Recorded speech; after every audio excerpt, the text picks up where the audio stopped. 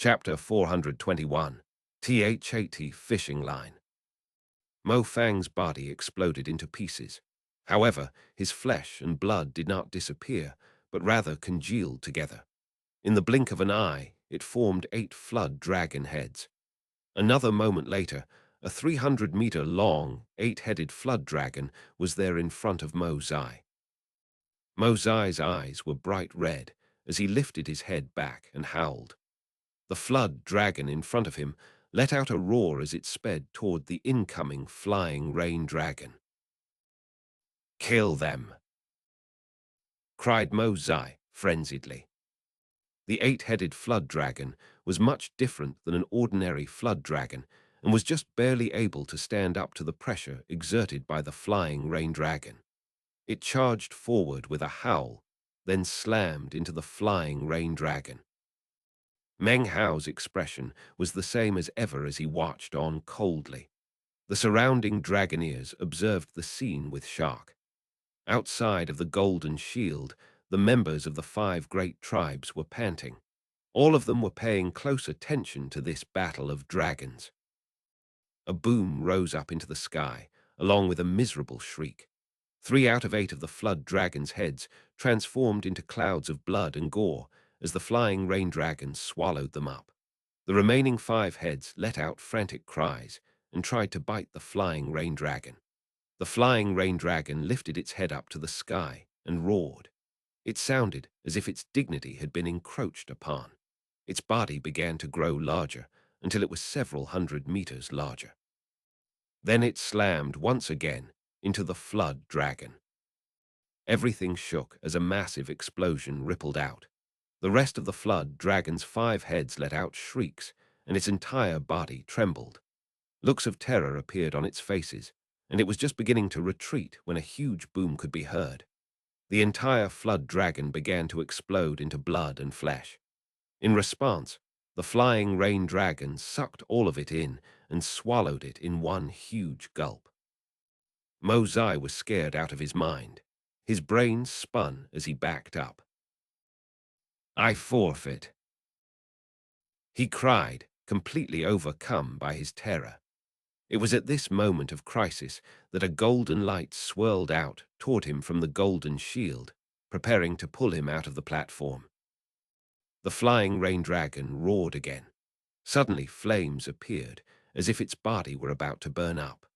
The flames rose up into the sky as the flying rain dragon shot toward Mo Zai.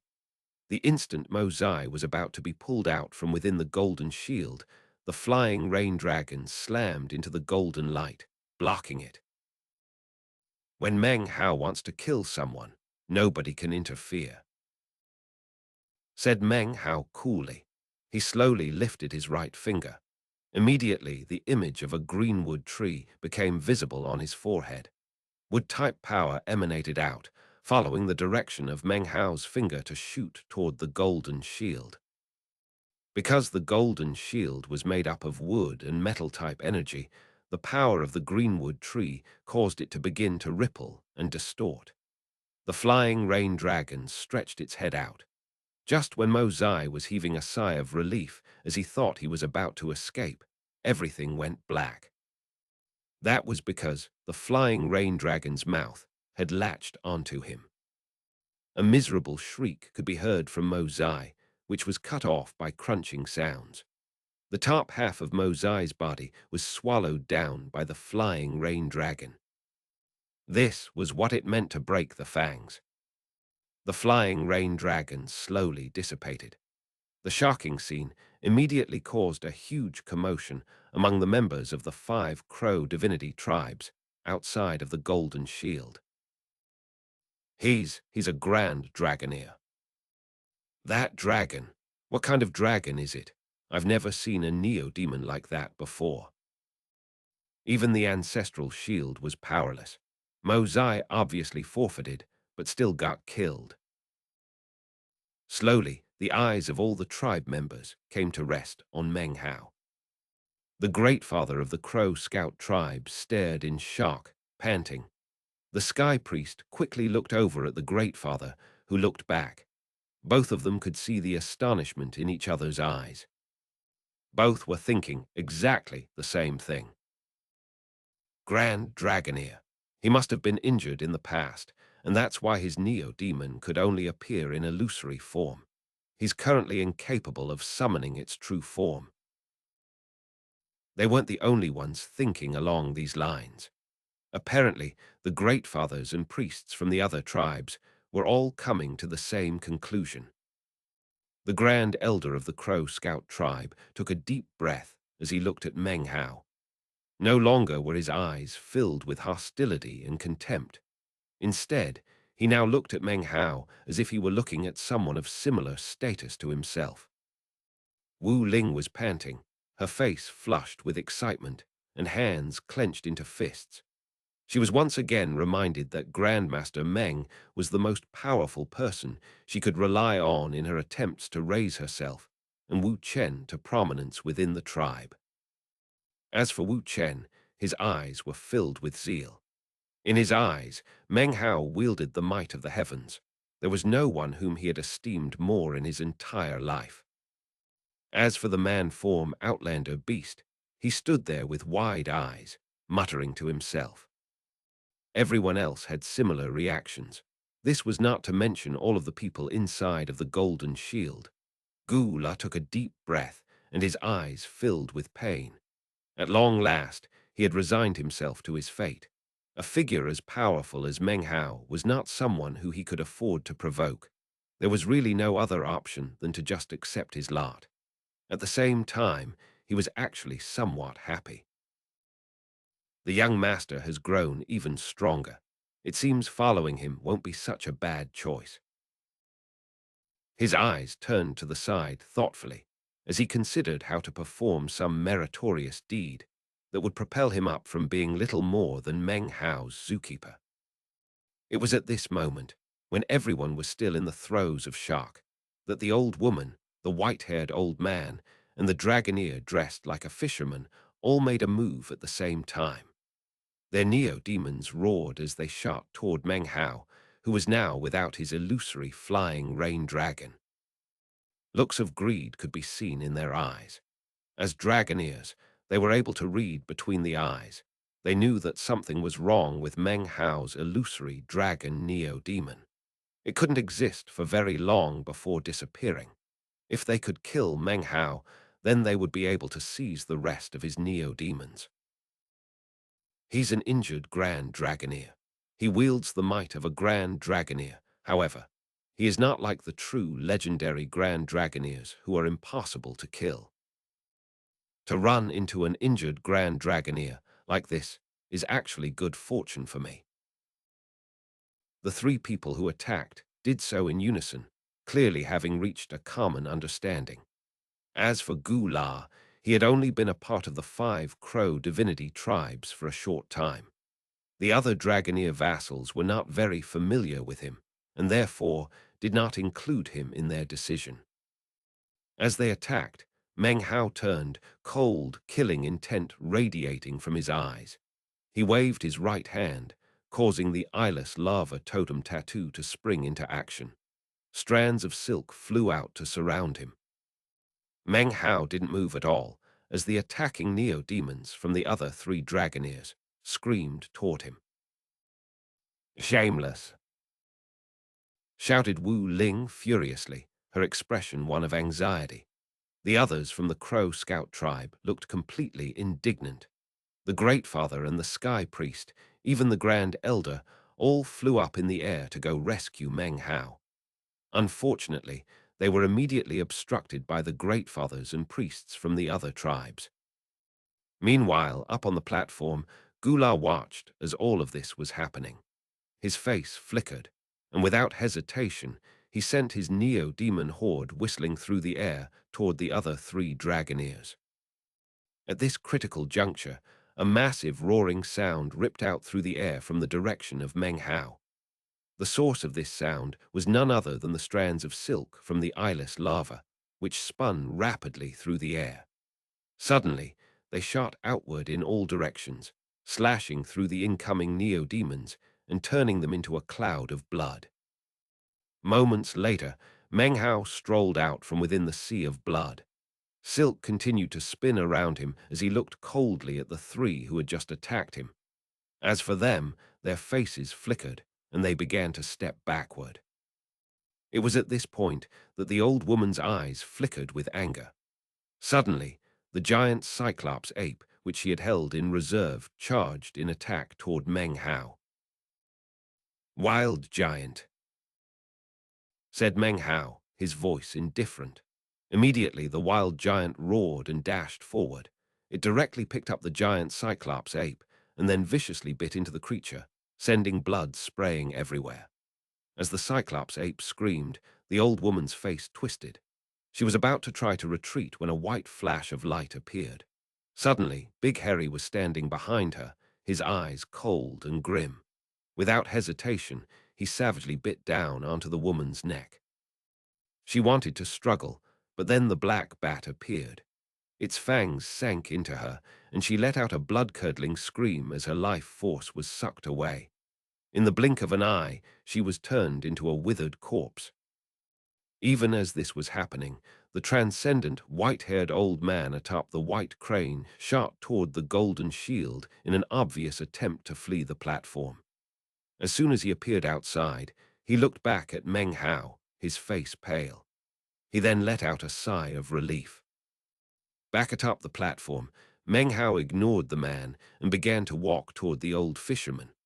However, at the same time, he said, "Parrot." Immediately, the large man who was standing among the Crow Scout tribe members outside the shield let out a roar and charged toward the old man who had just emerged from the shield. The man's cry of alarm turned into a miserable shriek as he was torn to pieces. As for the white crane, its cries were even more blood-curdling. Back on the platform, the other weaker dragoneers were all fleeing. The only ones who remained were Meng Hao, Gu La, and the old fisherman. The old fisherman's face was ashen and filled with astonishment as Meng Hao strode toward him. It was as if Meng Hao's feet were trampling upon his heart and mind. He felt an increasingly intense pressure and was well aware that he could not flee in this situation. He also knew that even if Meng Hao was an injured Grand Dragoneer, he still was not someone who could be provoked. However, the fisherman also knew that this was a critical life-or-death moment. The fight to survive lit his eyes. He waved his right hand, causing his enormous earthworm to let out a vicious shriek. At the same time, the countless earthworms within the magical silt suddenly flew up and attached themselves onto the giant earthworm. Now they were tentacles, making the giant earthworm look even more ferocious.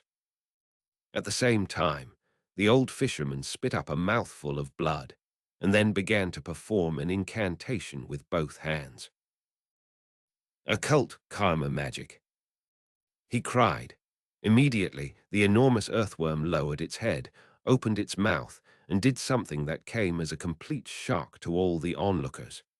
It swallowed the old fisherman whole.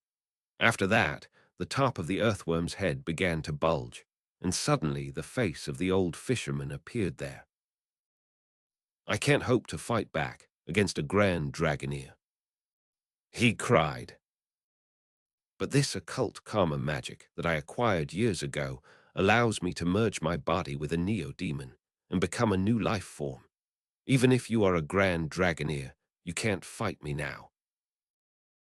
Meng Hao's expression flickered, and he immediately retreated, an expression of unprecedented seriousness filling his face. His cultivation base was now in full rotation, and his eyes shone with a bright gleam. What he was looking at was not the old man, but something else up in the air. What had caught his attention was actually the occult karma magic. Within this occult magic, Meng Hao could sense the aura of the Jai clan. Suddenly, a gigantic vortex appeared up in the sky, within which a silver string appeared that looked very much like a fishing line. It shot down toward the old man who had merged with the earthworm. 1. Instantly, everything went silent. Meng Hao noticed with astonishment that everything, including the Great Fathers, were all completely motionless. It was as if everything in the entire world had been frozen in place. It was like everyone in the world had become fishes on the chopping block, just waiting for that fishing line to hook them and take them away. Apparently, he was the only person in the world capable of seeing this silver thread. This chapter was sponsored by Eric Herneby, Dennis Liu, Seth Kopp, and L.A. 1. This will surely cause some readers to recall a scene from chapter 307. Chapter 422, Karmic Severing 1. The world was silent. Nothing moved. Even the golden shield seemed to have become part of this perpetuity. The rays of light shining out from it also stopped moving. The members of the 5 great tribes in the area were all like clay statues, absolutely motionless. Even the old man who had used the occult karma magic to merge into the gigantic earthworm was frozen in midair like a statue, a maniacal laugh plastered onto his face. The only things that could move were Meng Hao and the silver line in the air. A profound sense of danger appeared in Meng Hao's mind. One of the main reasons he had been forced to flee the southern domain and go into hiding was the Jai clan. And yet here again they appeared in the sky above the western desert. Silver light floated lazily off of the line as it whistled down from up above. Ripples emanated out that seemed capable of ripping apart the very air. As it turned out, Meng Hao was not the target. Instead, the line hooked up the old earthworm man. This all happened in front of everyone present, although it seemed they weren't able to see it happening. Meng Hao started to breath heavily. He didn't dare to move. He stood in place, watching, trying to look exactly like everyone else. He remained completely motionless, attempting to not even think. He could see that at the end of the silver line was a hook.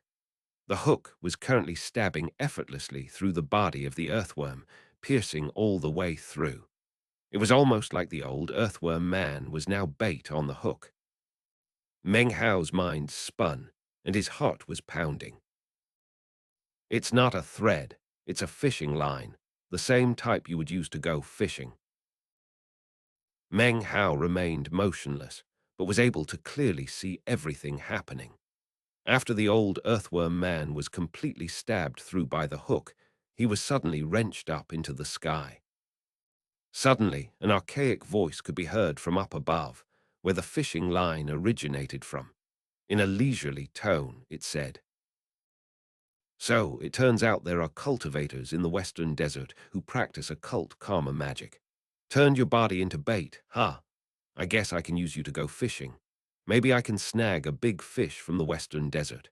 Since you're fish bait now, you have no need for karma."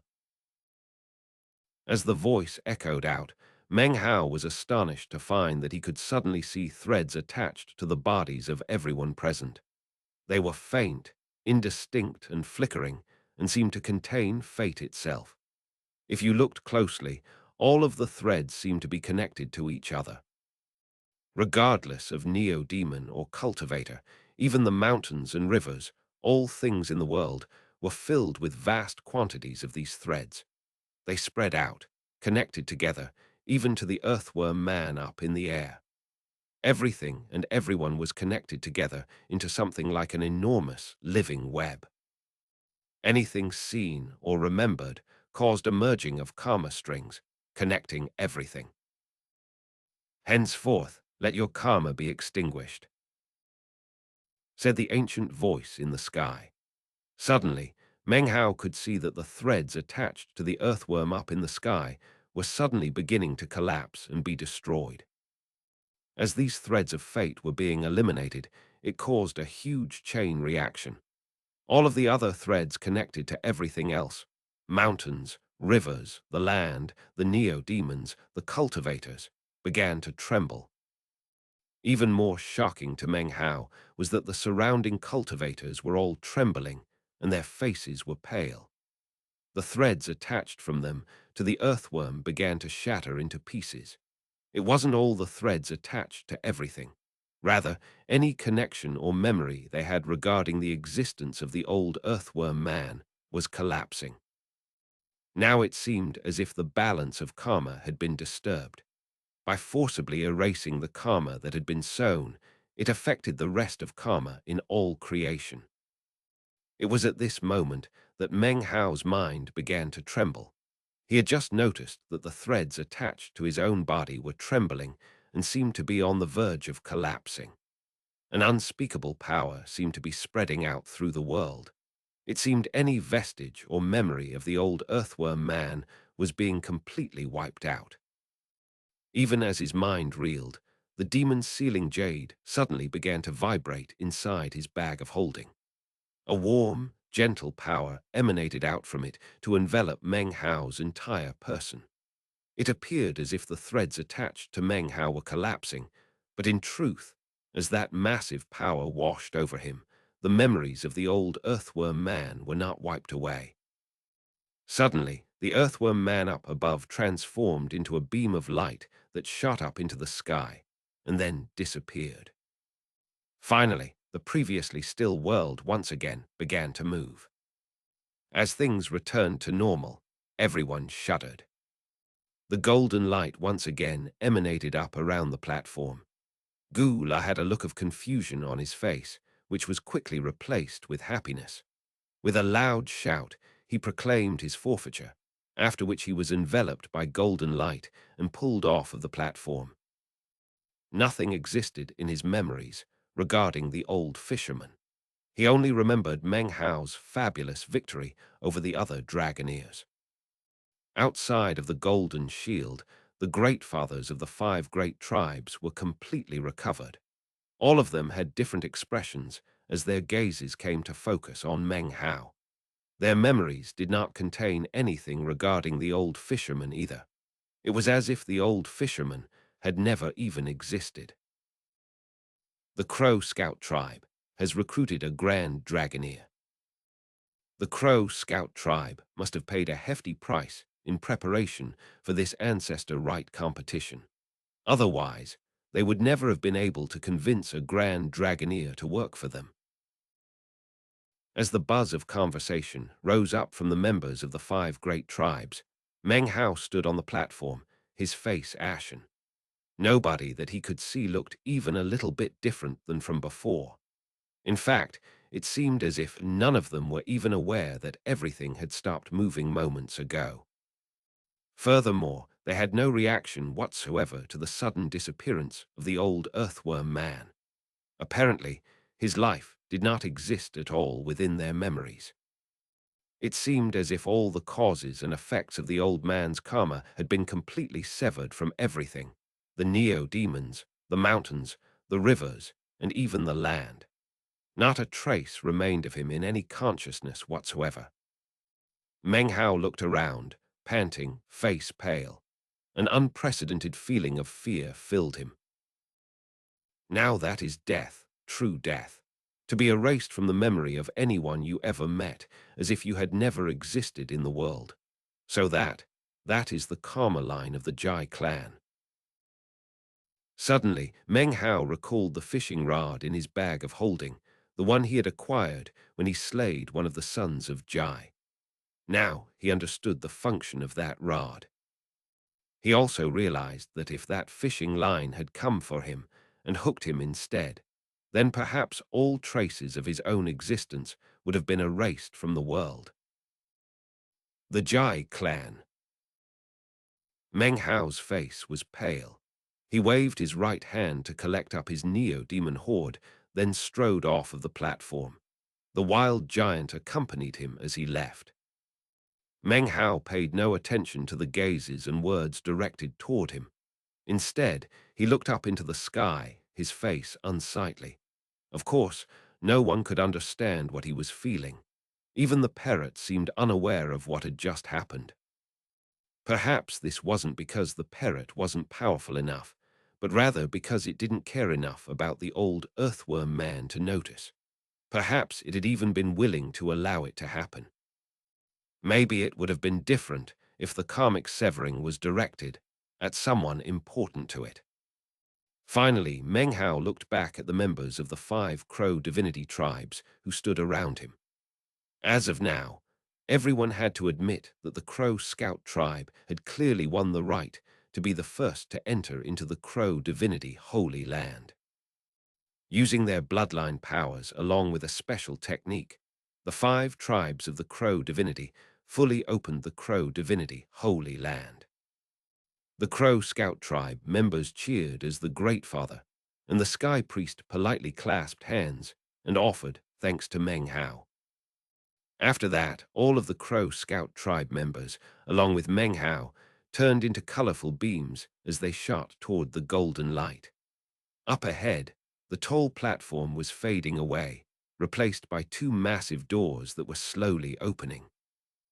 In front of the doors, the Great Father clasped hands to Meng Hao and the man-form Outlander Beast. Many thanks, Grandmaster Meng and fellow Taoist Out. In accord with our promise, you may follow the tribe members to enter the pool of destiny.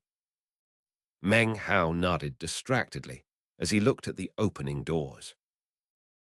The karma line of the Jai clan is so powerful.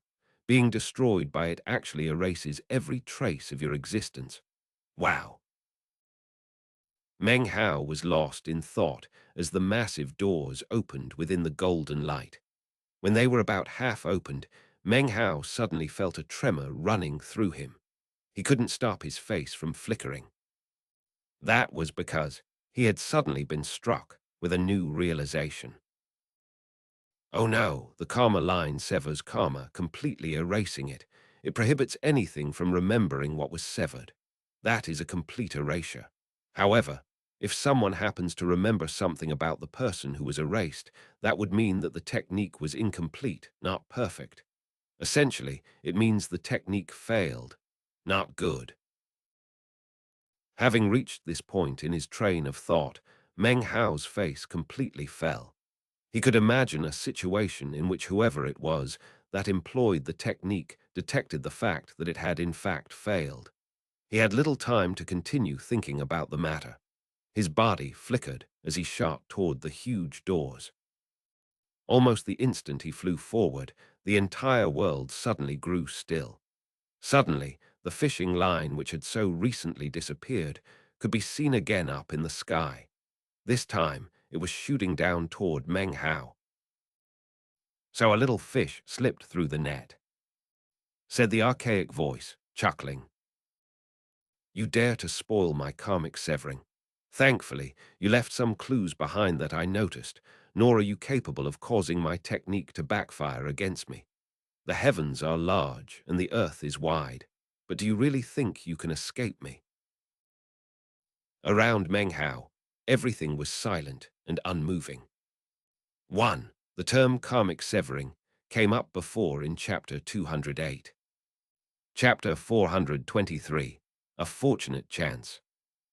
Meng Hao had practiced cultivation for many years.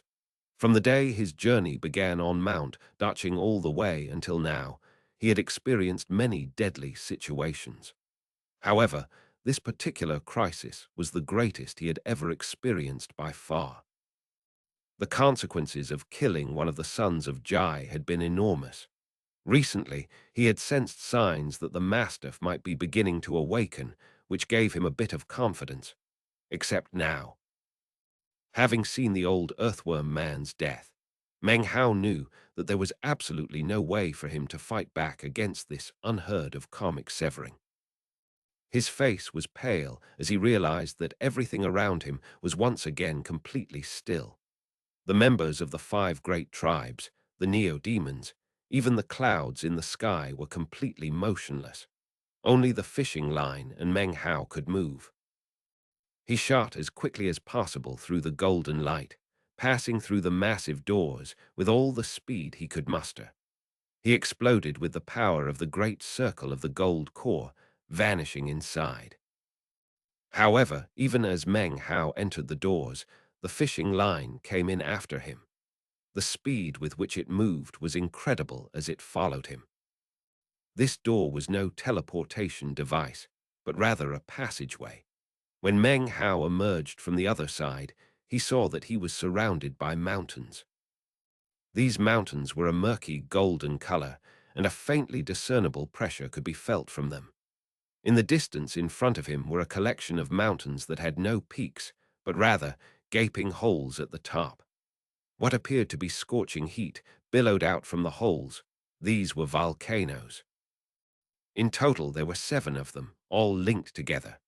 This place was the Crow divinity tribe's holy land, and also the domain of the Golden Crow. After entering, Meng Hao didn't pause for even a moment. However, even as he shot forward, the air around him started to fill with what looked like cracks.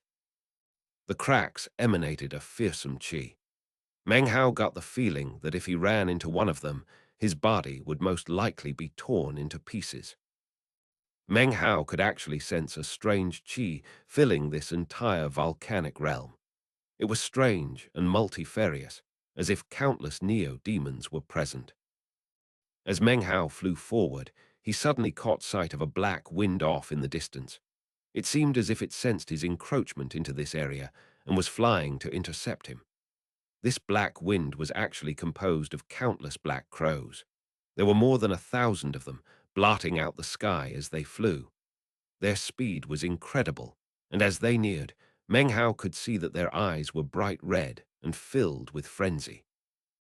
In fact, from the cultivation base ripples emanating out from the more than 1,000 crows, Meng Hao could tell that they were level 7, comparable to the early core formation stage. There were even 10 of them who were level 9. Meng Hao's face flickered. However, it was at this point that the silver fishing line shot out into the Crow divinity holy land. It emanated an intense rumbling that spread out with the power of stillness. Soon, everything within the Crow divinity holy land began to grow quiet and still. The grass stopped swaying, and the cracks appearing in the air suddenly seemed to have been slowed to a standstill. As for the approaching flock of black crows, it stopped moving completely. Even the waves of heat erupting from the volcanoes ceased moving.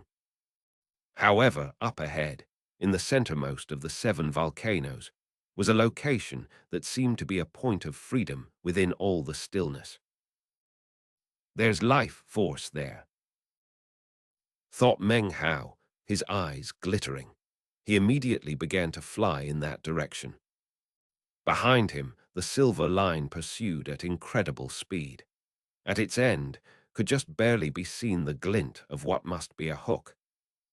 This takes some time to describe, but happened extremely quickly. Meng Hao exploded forward with all the power of his cultivation base. He used the bloodburst flash without hesitation, causing him to flicker in and out of the air as he moved. He moved in jumps of hundreds of meters, not holding anything back in this moment of grave crisis. In the blink of an eye, he was directly next to the flock of motionless black crows. He was just about to continue on his way, when suddenly he felt a tremor in his heart. Because of the presence of the fishing line, everything has stopped moving, even these neo-demons. You could say that this is the kind of opportunity that comes around only once in 1,000 years. In the entire time that the Crow divinity Holy Land has existed, something like this has most likely never occurred. It would really be far too much of a shame to let this opportunity slip by. It's a risk that I'm willing to take. His eyes shone with a bright light that transformed into determination. Immediately, he waved his right hand toward the motionless crows. They had absolutely no control of themselves as they turned into beams of blackness that shot into his bag of the cosmos. That having been accomplished, he once again proceeded forward. Behind him, the fishing line neared. Panting, Meng Hao bit the tip of his tongue and then sprayed some blood out of his mouth.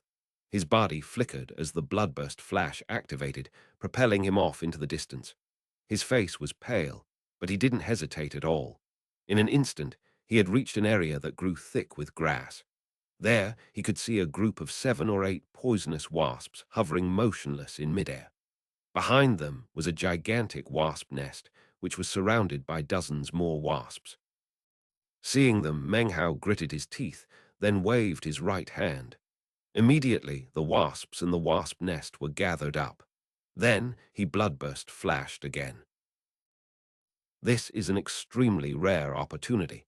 I have to take advantage of it. Meng Hao was shouting inwardly, but at the same time, somewhat conflicted. This was a moment of extreme, grave danger, perhaps the most critical he had experienced since he had begun practicing cultivation. However, this moment of crisis had transformed this crow divinity holy land into an unprecedented bit of good fortune. This good fortune had caused everything in the area to become motionless, allowing Meng Hao free access to a variety of neo-demons. Such an opportunity caused even Meng Hao's heart to begin to pound. That was especially true when he happened to look into the mouth of one of the motionless volcanoes. There he could see an enormous lizard half emerged from the volcano. It was dozens of meters long. Meng Hao was now even more conflicted. Put everything on the line. He roared. His body flickered as he shot toward the lizard. With the wave of a right hand, he collected it into his bag of the cosmos. Then he spit some more blood out of his mouth to shoot away at incredible speed. At this moment, it was almost like Meng Hao had forgotten about the danger to his life. Whenever he saw a neo-demon, he would shoot toward it and collect it up. One neo-demon horde and super-powerful neo-demon after another. Things which had existed for countless years within the Crow divinity holy land. Creatures which no one had ever been able to collect, even throughout all the years in which the 5 tribes had offered sacrifices to the ancestor. Dangerous beasts, which normally could only be avoided with special techniques, were all completely motionless, making it extremely convenient for Meng Hao to seize them. A group of more than 1,000 green mosquitoes were sitting stark, still within the mouth of a volcano, apparently just on their way inside to fight a gigantic crocodile that was half submerged in the lava inside. The mouthparts of the mosquitoes emitted a mysterious glow, and their bodies were ferocious-looking, covered with countless fur-like spikes. They were completely shocking in appearance. As for the crocodile, it was bright red, with 2 pitch-black eyes. It lay half-submerged in the lava, emanating shocking ripples. How many neo-demon hordes are in this place? Thought Meng Hao, his eyes widening. The twisted feeling inside of him could not be any more intense. Behind him, the silver line whistled toward him with increasing speed. It was no less than 150 meters away. Damn it! Meng Hao's eyes were red as he once again utilized the bloodburst flash. He reappeared at the mouth of the volcano, where he waved his right hand. Immediately, the mosquitoes and the shocking red crocodile were sucked into his bag of the cosmos. His body flickered once again as he fled away. By now, the silver line was about 100 meters away from him and moving even faster through the air. The sense of grave crisis was incredibly intense. Meng Hao's eyes were completely bloodshot, and he now had no time to consider any surrounding neo-demons. Instead, he continued to head forward toward the apparently active volcano, which was his goal. Except, even as he neared it, he noticed that up ahead was, shockingly, a burial mound. The burial mound was covered in cracks, making the coffin inside clearly visible. Inside the coffin was a corpse which was half human and half beast, completely bizarre in appearance.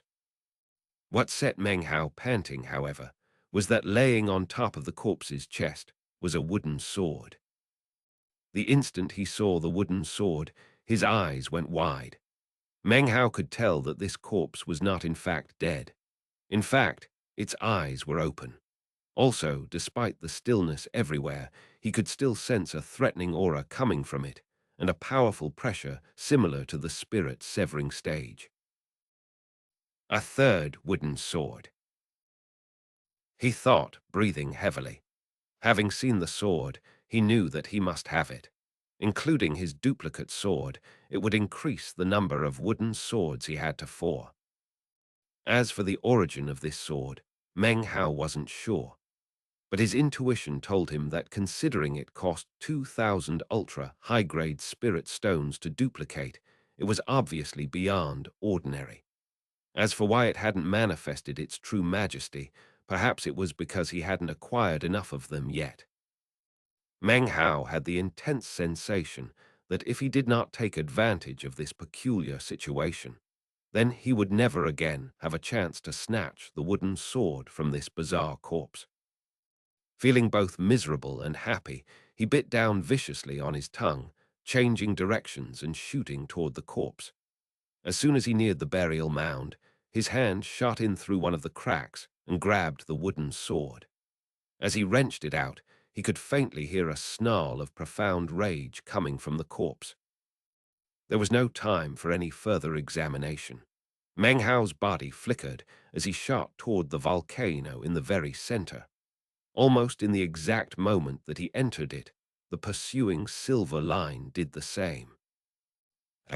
This chapter was sponsored by Grigory Edel and Nicholas Hahn. Chapter 424, Severing Meng Hao's Karma. The archaic voice boomed out from the sky to echo about within the volcano. Flee to the remotest corners of the earth, and you will still be incapable of evading me.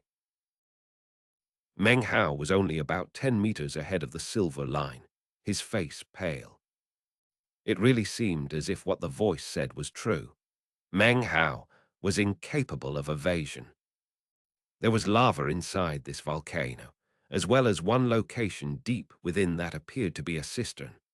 The rock surrounding the cistern had been chiseled into stone steps, which in turn formed a pool of water. Meng Hao neared. He passed through multiple restrictive spells. These restrictive spells were set up to prevent anyone not of the Crow divinity tribe from nearing. Any outsider who attempted to approach without the help of a Crow divinity tribe member would be killed. However, Meng Hao was being followed by the fishing line. As it neared, it caused everything to cease moving, even all of the bizarre and fantastic things inside of the volcano. The restrictive spells were also static now, and any hindering power was rendered useless. Meng Hao shot forward with all of the speed he could muster. From ancient times until now, he was the first outsider to ever come to this place alone. This event was unprecedented. As Meng Hao neared the pool of destiny, waves and ripples could be seen on its surface. However, Meng Hao had nothing to be happy about. His eyes radiated despair. Earlier, he had hoped that there would be something here he could use to fight back against the silver line, which was why he had headed in this direction. Unfortunately, it seemed that the pond was the only thing here. Nowhere to go. His gaze flickered about, and he sent his spiritual sense billowing out. After confirming that there really was nothing else in the area besides the pool of destiny, he gave a wan smile. The pool of destiny. It seems I have nowhere to go and no other options. Well, if I'm really going to perish, then I'll go out fighting, and I'll do it in this pool of destiny. His eyes shining with vicious determination, his body flickered, and he stepped foot into the pool of destiny. The very moment that he did, the silver line finally reached him. It wrapped him up immediately, binding him tightly. As soon as the line touched him, Meng Hao's mind filled with a roaring sound, and he felt as if his soul was about to fly out of his body. It was as if his mind and his body were completely split apart. A sensation of icy coldness appeared within his soul. He suddenly had the sense that a deadly crisis was imminent. As I said, you're not strong enough to hide from me. Do you really think you can measure up to the people in the past who tried to evade my grasp? When I've hooked your karma, everything is over. Hold on, you already have traces of karma from the ğÄÉ clan. It's faint, and it looks like you're almost on the verge of completely erasing it. Since it's still here, though, I think I'll just take a look and see who you are. Let's see. Meng Hao, killed one of the sons of ğÄÉ, wanted by the ğÄÉ clan. Oh, so it's you. I guess it's just your destiny to run into me here. I might as well settle the karma you have with the Jai clan. I am Jai 19. I shall bequeath thee with the Jai clan's karmic severing. Meng Hao's body was trembling. He felt as if his consciousness and his body were being ripped apart. His soul felt as if it were in fetters, as if some massive force were preparing to wrench it out of his body. 1. He was filled with confusion, and his cultivation base vanished. Even his demon sealing powers disappeared. It was as if he was nothing more than a mortal, so weak that he could do absolutely nothing to fight back. The only thing he was aware of were the words spoken by the archaic voice, which echoed about in his head. Karmic severing. He could vaguely see a vast assortment of faint, flickering threads connected to his body. These threads were his fate and karma, massed together and stretching out into the air, connected to who knew what. Suddenly, Meng Hao could see that deep within him, a power was spreading out to these threads and to his very life force. Sever, said the archaic voice. The instant the word came out of his mouth, the world shook as if it were being struck with lightning. Meng Hao's body trembled violently as he watched the threads connected to his body beginning to collapse, as if some intangible blade were beginning to chop through them. They shattered, causing a chain reaction which destroyed even more of the threads. It was impossible to say whose memories these threads connected to, but in this instant they were falling into pieces. It didn't matter how much distance was involved, the threads were destroyed. The effect began to spread about throughout all the lands of South Heaven. In the western desert, outside the golden light, everything was completely still. All the members of the 5 great crow divinity tribes suddenly shivered. Their faces went pale and filled with blankness. Within their memories, any trace of Meng Hao was erased, almost as if it were completely severed away. Wu Ling, Wu Chen, Wu Hai, all of the tribe members from the 5 great tribes, suddenly had not even a scrap of a memory of Meng Hao within their minds. Mo Li and old Devil Wang, even Yan Song and eccentric Li Tao, all trembled as the karma threads connecting them to Meng Hao were destroyed. It was like a gigantic invisible blade was slashing down. As it headed toward the man-form outlander beast, it met up against a powerful force that struggled back against it. The man's body shook, but in the end the blade descended nonetheless. The voice of the parrot suddenly came out of the man's mouth in a faint roar. Jai clan immortal, this time Lord Fifth will not forget. The blade swept past, slicing across Gula, erasing Meng Hao's existence. It spread out toward the Black Lands. As for the stillness, it did not touch the Black Lands. It was limited to the area in the western desert surrounding the Crow divinity tribes. At the moment, Black Land's palace Tao Child Luo Chang was sitting cross-legged in meditation. His body suddenly shook, and he coughed up a mouthful of blood. He looked up, an expression of confusion on his face. In the Church of the Golden Light, the members of the congregation all began to tremble and cough up blood. Perplexed looks appeared on their faces, as if they had forgotten something, but weren't sure what. The invisible blade swept across the Black Lands, erasing any vestige that Meng Hao had ever been there. It continued on toward the southern domain. Currently, Fatty was contentedly filing away at his teeth and holding a pretty girl in his arm. He was murmuring something to her when suddenly his body trembled and his face flickered.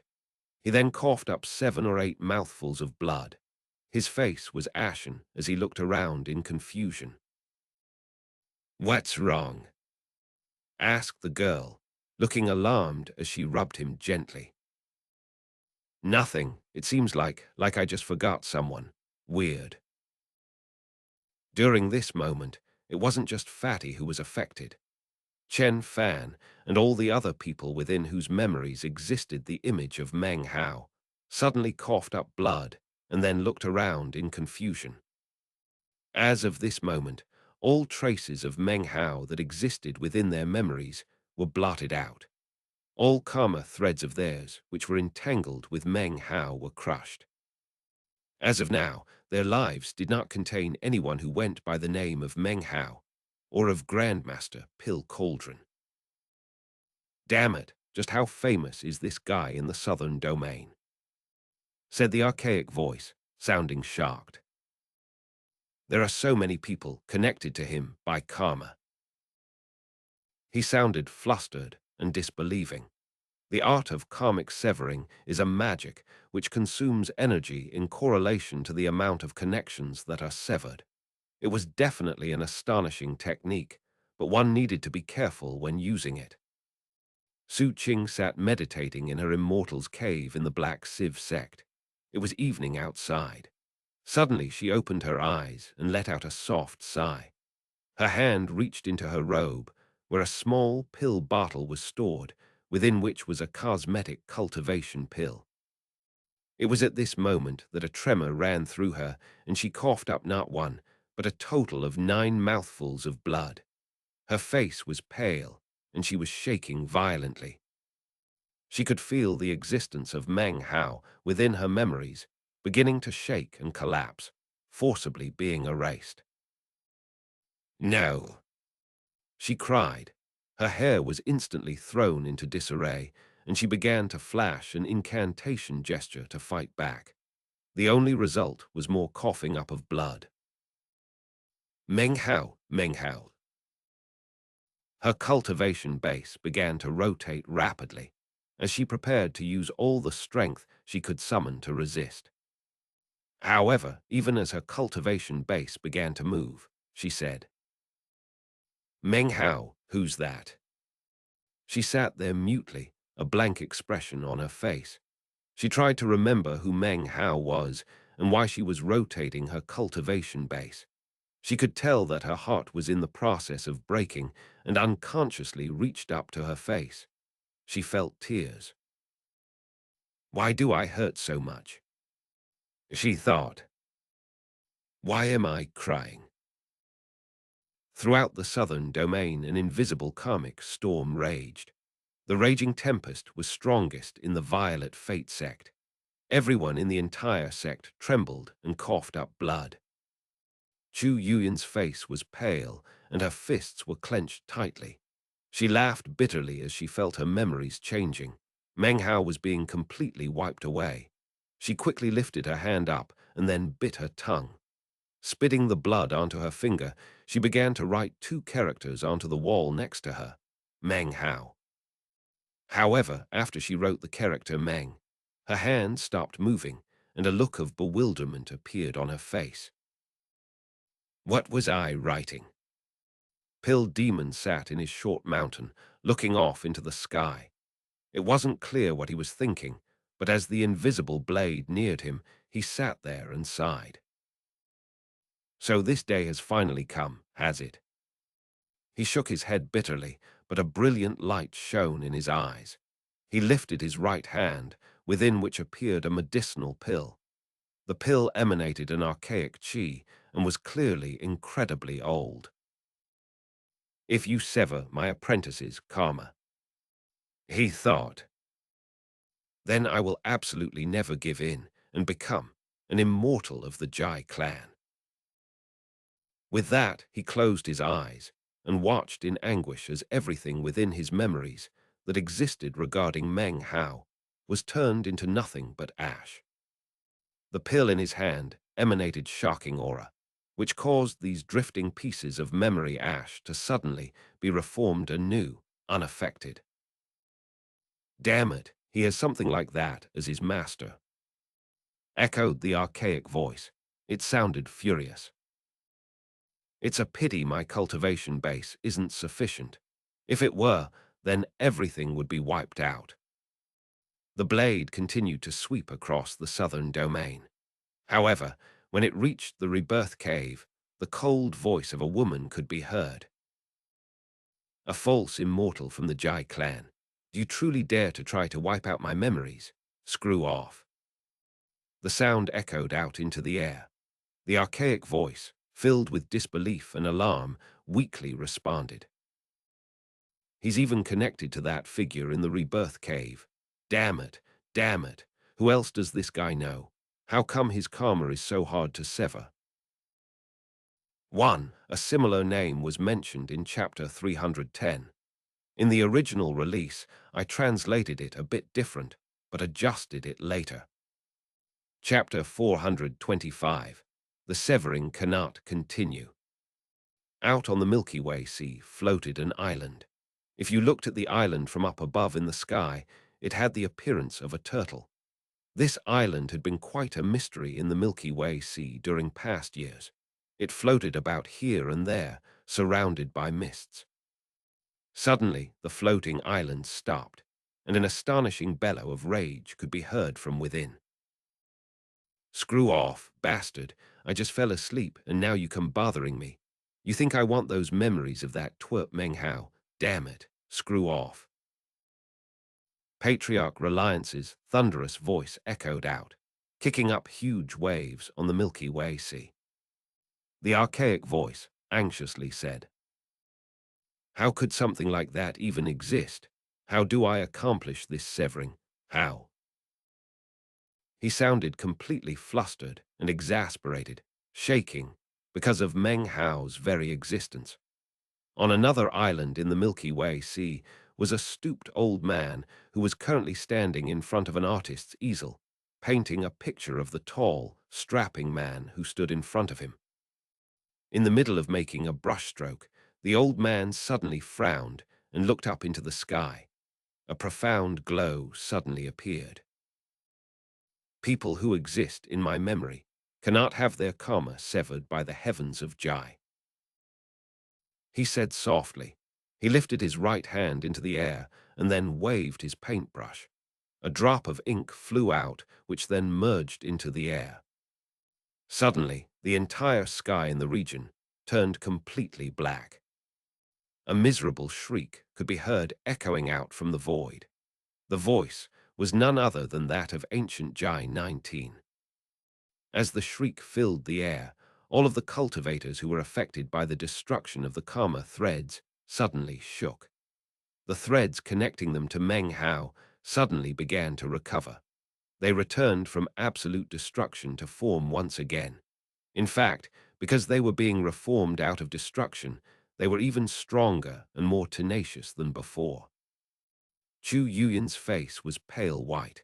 Her closed eyes opened, and she looked silently at the character Meng written on the wall. She slowly lifted her hand up and wrote the character How. Pill Demon put away the medicinal pill and looked wordlessly off into the distance. However, his eyes were filled with staunchness and determination. Fatty rubbed his head as he thought confusedly about past events. Suddenly, his body trembled and he gasped.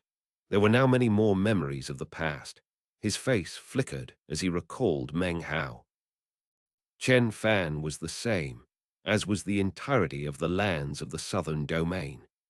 In the Black Lands and the Western Desert, all of the cultivators whose karma threads had been affected were suddenly recovered. Su Qing gnawed at her lips silently.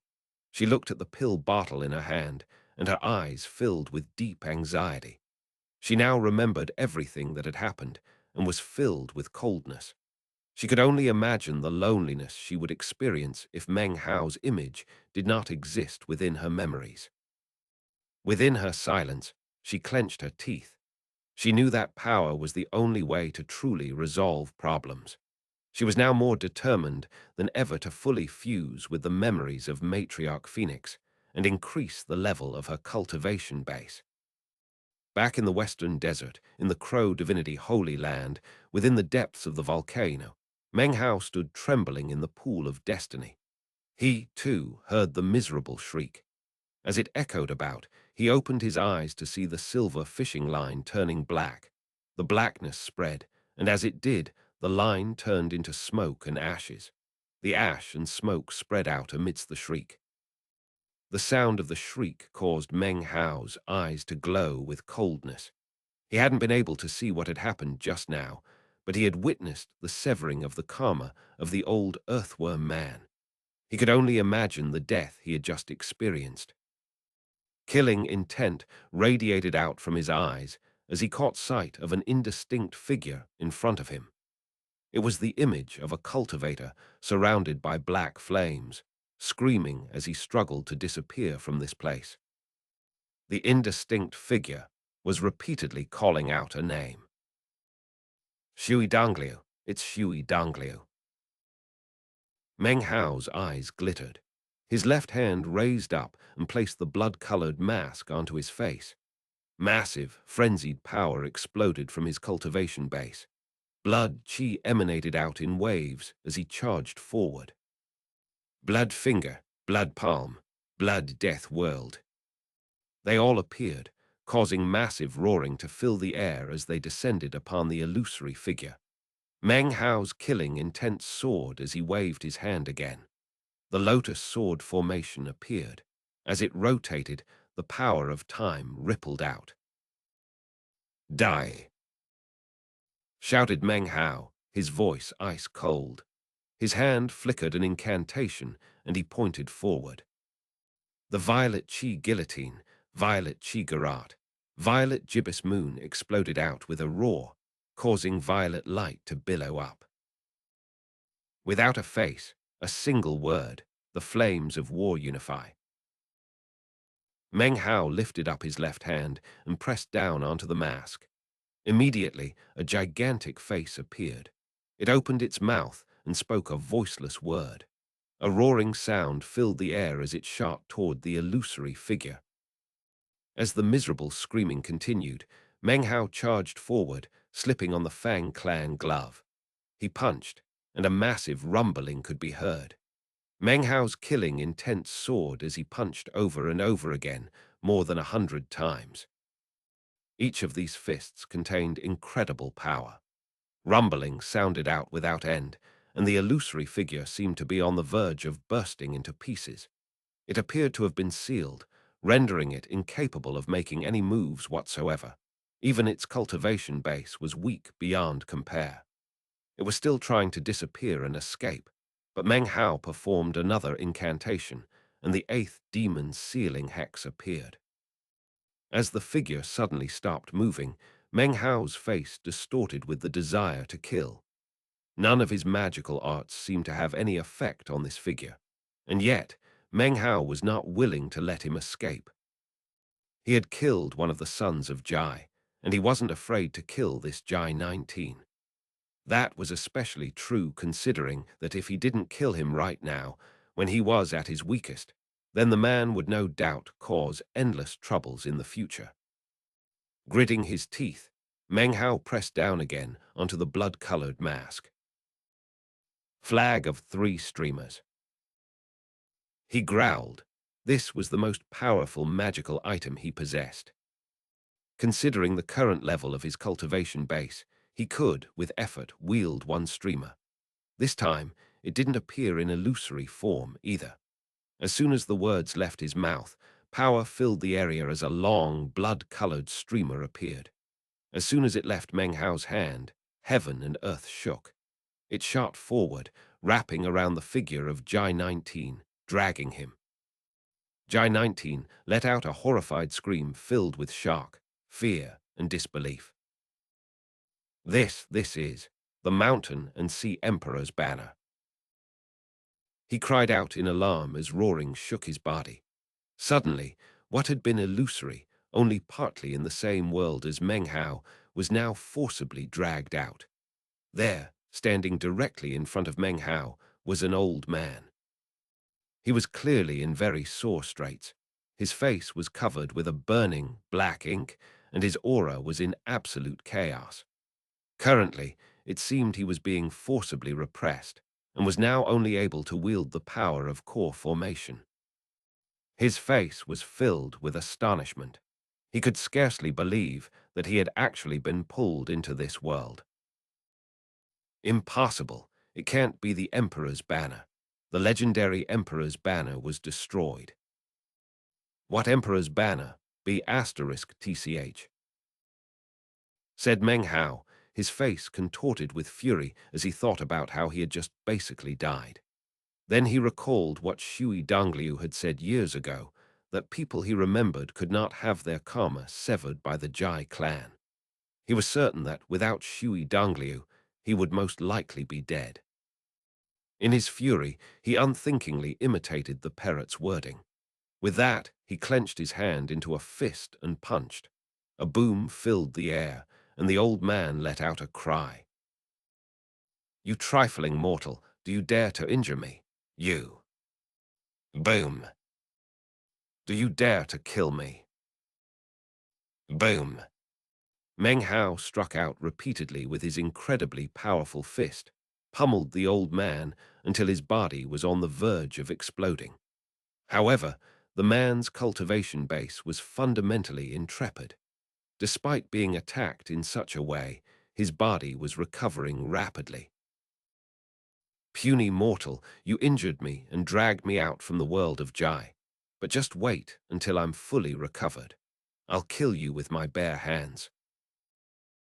Meng Hao's eyes flickered with coldness and retracted his right hand.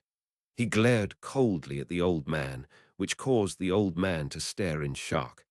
Then the old man began to laugh coldly. The instant he began to laugh, however, Meng Hao's right hand flickered an incantation, and then he pushed down onto the old man's forehead. "It would be a pity to kill you. However, your blood, along with the blood of that son of Jai that I killed, can help me to create my blood spirit. My recovery will quickly outpace whatever tiny injuries you inflict on me," said the old man, his tone vicious. Suddenly, Meng Hao waved his hand, and the lotus sword formation appeared. Rippling power of time flowed out, relentlessly pounding against the old man. The old man's face fell, but he let out a cold snort nonetheless. "If it were twice as powerful, maybe it could affect me, but that level of time power is simply not enough." "Not enough?" asked Meng Hao, his eyes flickering icily. He instantly produced his 4 wooden swords and stabbed them into the man's body to hinder his recovery. The old man was inherently tyrannical and haughty, but the instant he saw the 4 wooden swords, and especially when they stabbed into him, he had no choice but to scream miserably. Damn it, those are immortal murdering swords. You, just who are you? How can you have so many? Although they're not completely unsealed, they really are immortal murdering swords." His injuries suddenly worsened, and his recovery slowed down to a crawl. Thanks to Meng Hao's many forms of torment, Jai 19 was in an incredibly wretched predicament. "There's still more time to cause you suffering," said Meng Hao, coldness flickering within his gaze. Meanwhile, in the Great Tang in the Eastern Lands exists a luxurious mansion. Sitting inside was the girl with the explosive temper that Meng Hao had met that year, Fang Yu. She was currently wiping some blood off of her mouth. How could Jai 19 ever have imagined that the effects of his karmic severing would reach all the way to the Great Tang in the Eastern Lands, and Fang Yu? 1.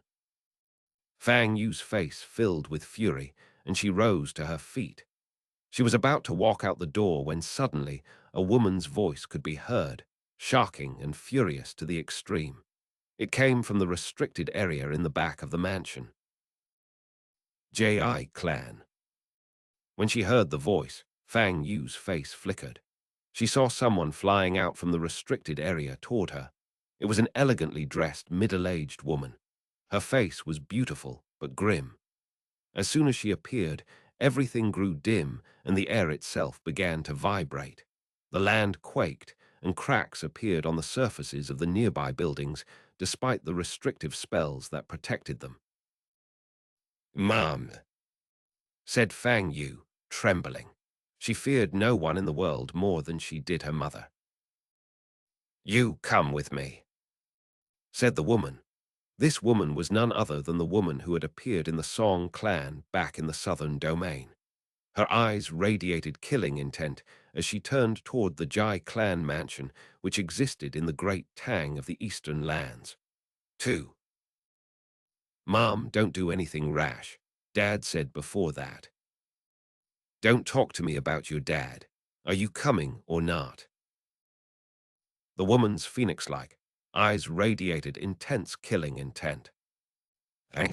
This chapter was sponsored by Carl's Chulia Cuvers, Nicholas Hahn, Useless 5, Night Runners, Von Neumann, Derek Washburn, CKS Reddy Kumar, and LB. 1. Meng Hao met Fang Yu in Chapter 309 in the events leading up to the end of Book 3.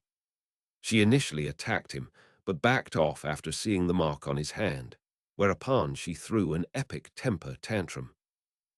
2. This woman appeared in Chapter 190 as well as subsequent chapters. It was in Chapter 193 that the guy from the Song clan speculated that she was actually the mother of the Resurrection Lily. Chapter 426, just this once. Moments later, a massive roaring sound filled this luxurious mansion in the great Tang of the Eastern lands. The entire mansion shook, and then began to crumble into pieces. Large groups of people quickly emerged, although they seemed quite calm. In fact, some were even having pleasant conversations in low tones. Some held books, and there was even one man who had an abacus and was walking and making calculations at the same time. Everyone seemed completely unperturbed. There was only one conclusion that could be reached. This mansion often experienced such thunderous collapse. As the mansion fell apart, the beautiful woman and Fang Yu transformed into beams of light that shot off in the direction of the Jai clan ancestral mansion.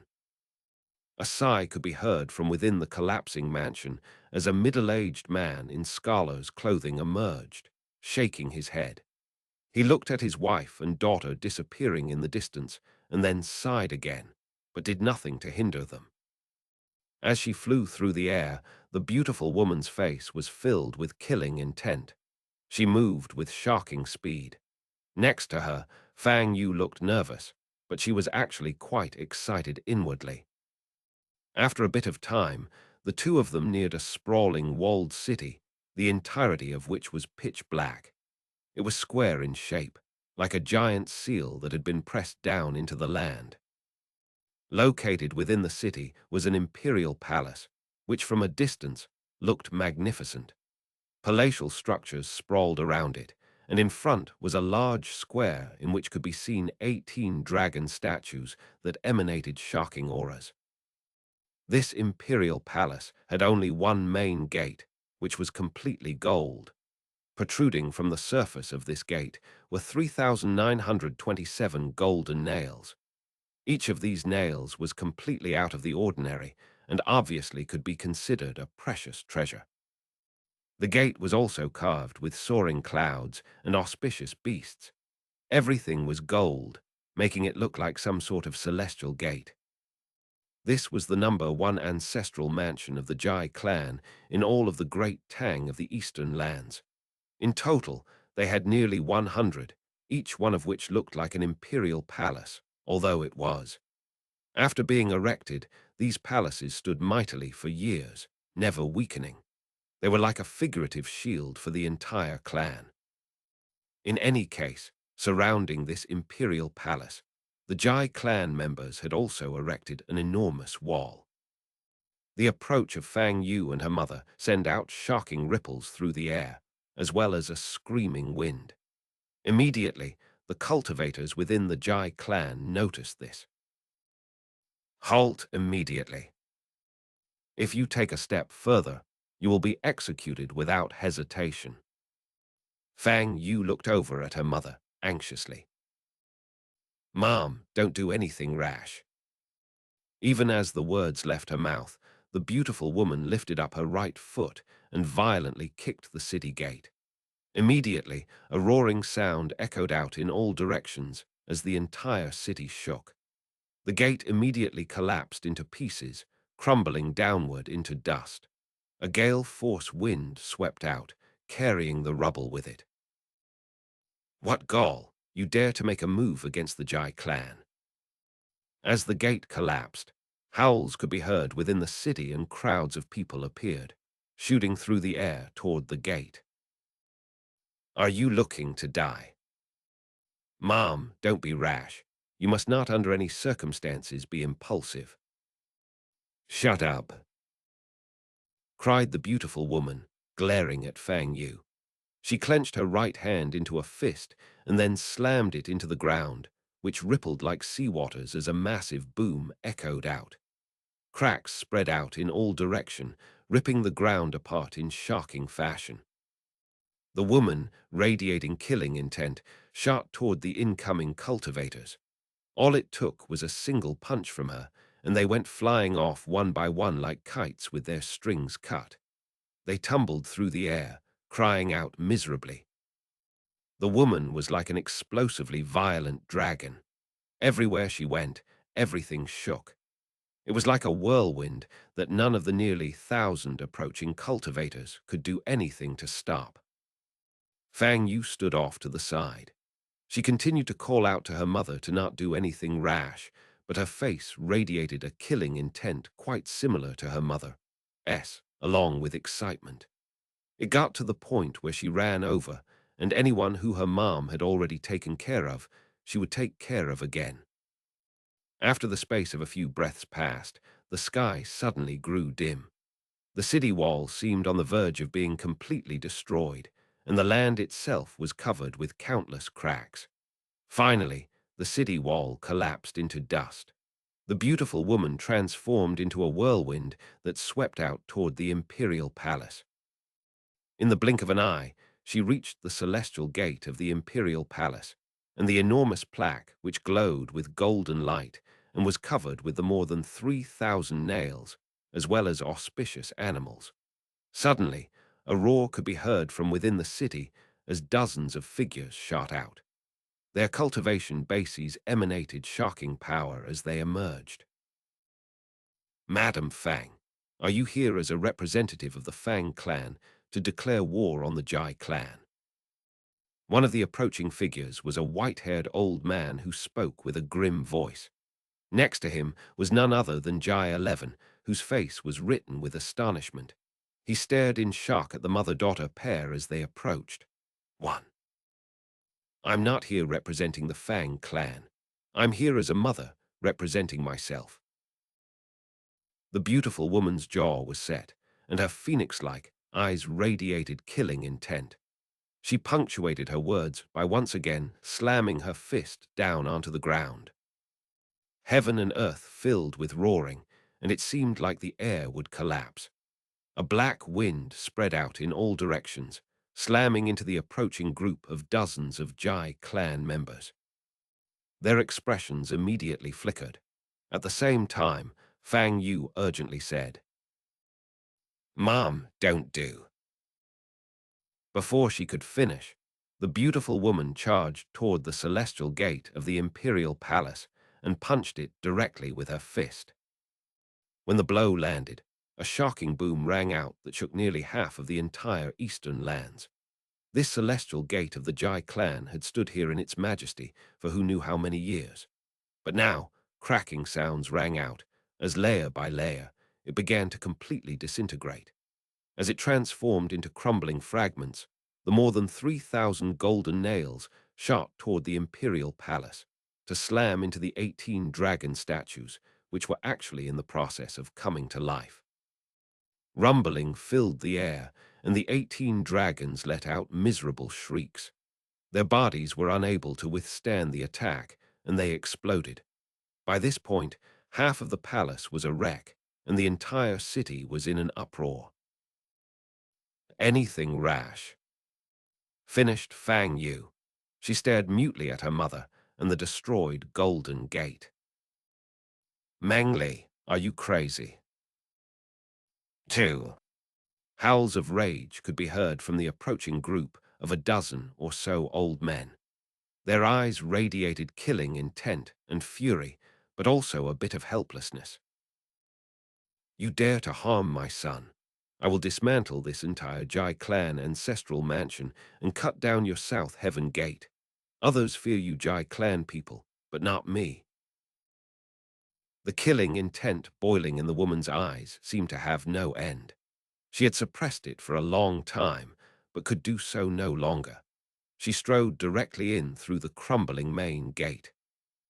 Fang Yu hurried after her. The mother-daughter team passed through the celestial gate, and suddenly they were in a different world. In front of them, a mountain range spread out, completely white in color. From a distance, they looked like they were covered with snow, but if you looked more closely, you would see that they were in fact made from jade. The entire mountain range was the same, and at its very highest point was a simple house. The house was encircled by palatial structures, and halfway down from the house could be seen an enormous gate-like bridge.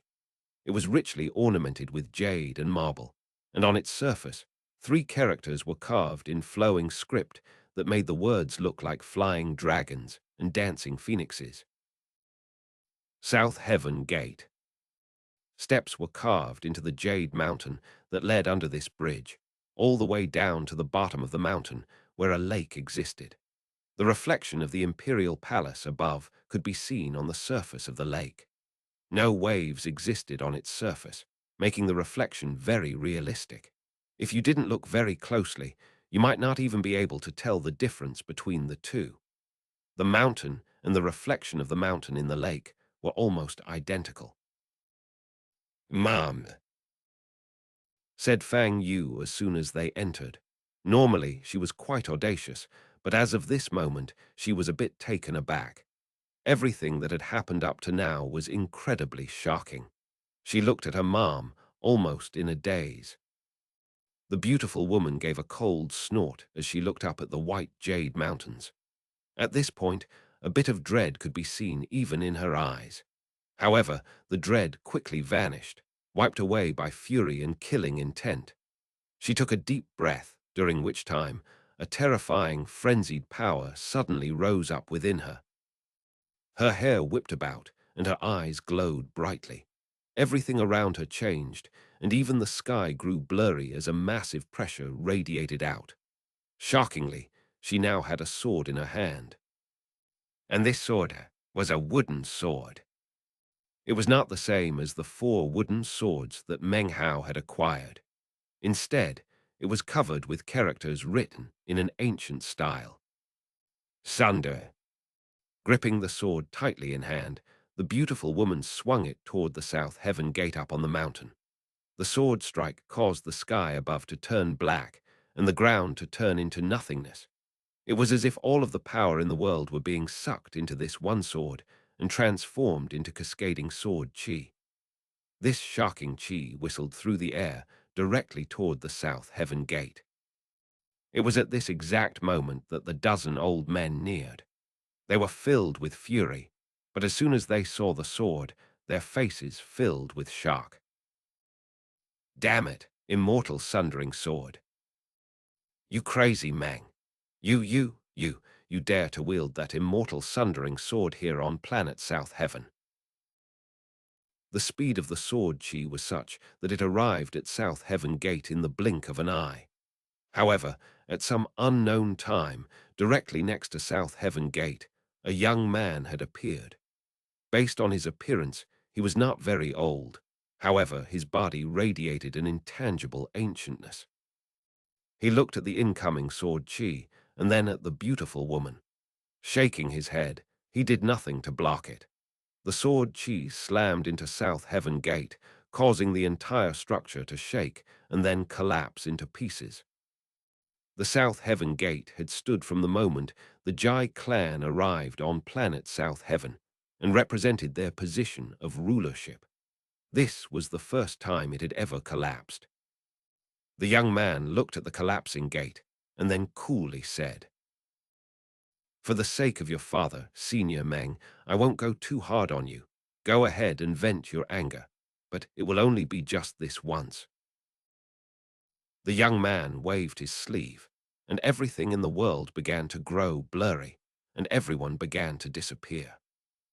Before she completely disappeared, the beautiful woman's voice rang out throughout the entire world, filled with determination and staunchness. "I will issue a warning too. she said, and it had better be just this once. 1. ğİÉ was briefly mentioned in chapter 310.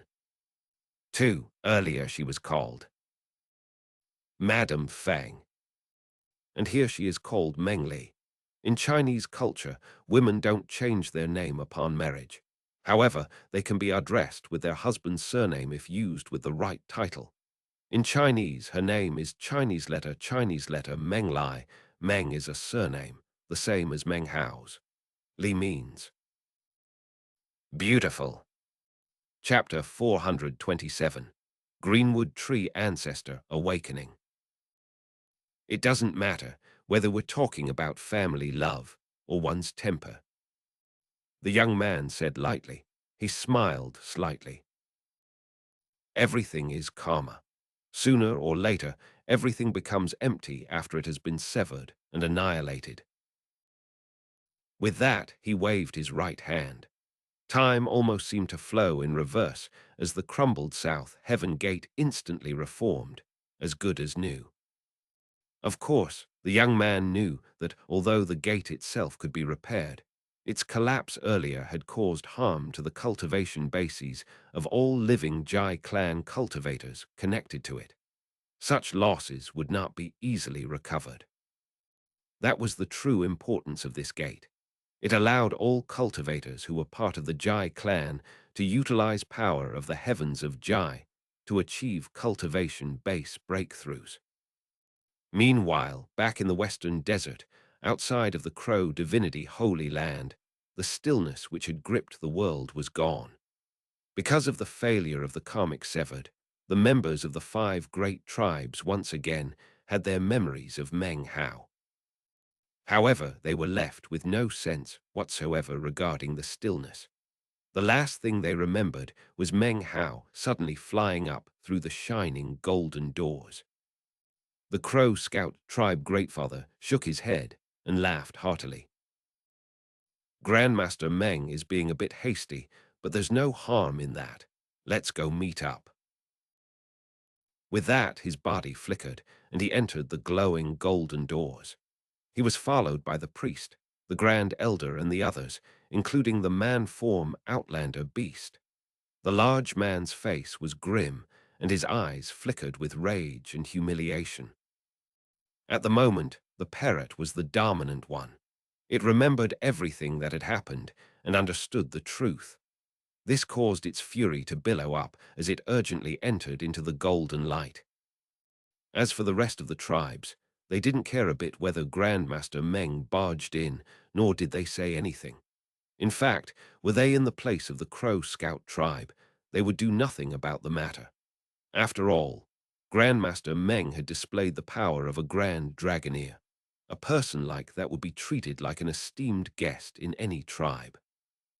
The members of the Crow Scout tribe passed through the golden doors and entered the Holy Land with the 7 volcanoes. By this time, Meng Hao had Jai 19 thoroughly bound up. The 4 wooden swords were continuously crippling his cultivation base, making it impossible for him to recover. In fact, out of fear that his cultivation base would rise too high, Meng Hao decided to use some additional methods.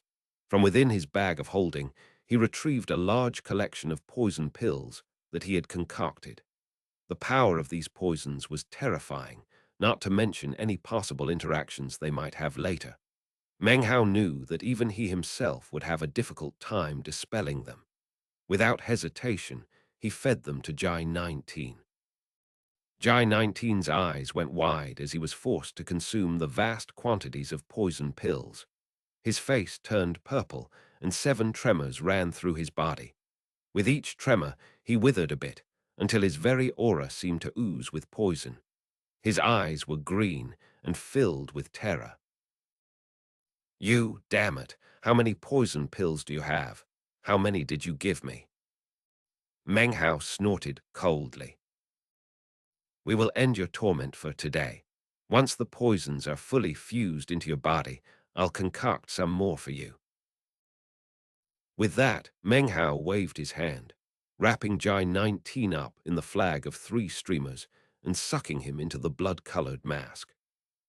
Only binding him in such a way allowed Meng Hao to set his mind at ease.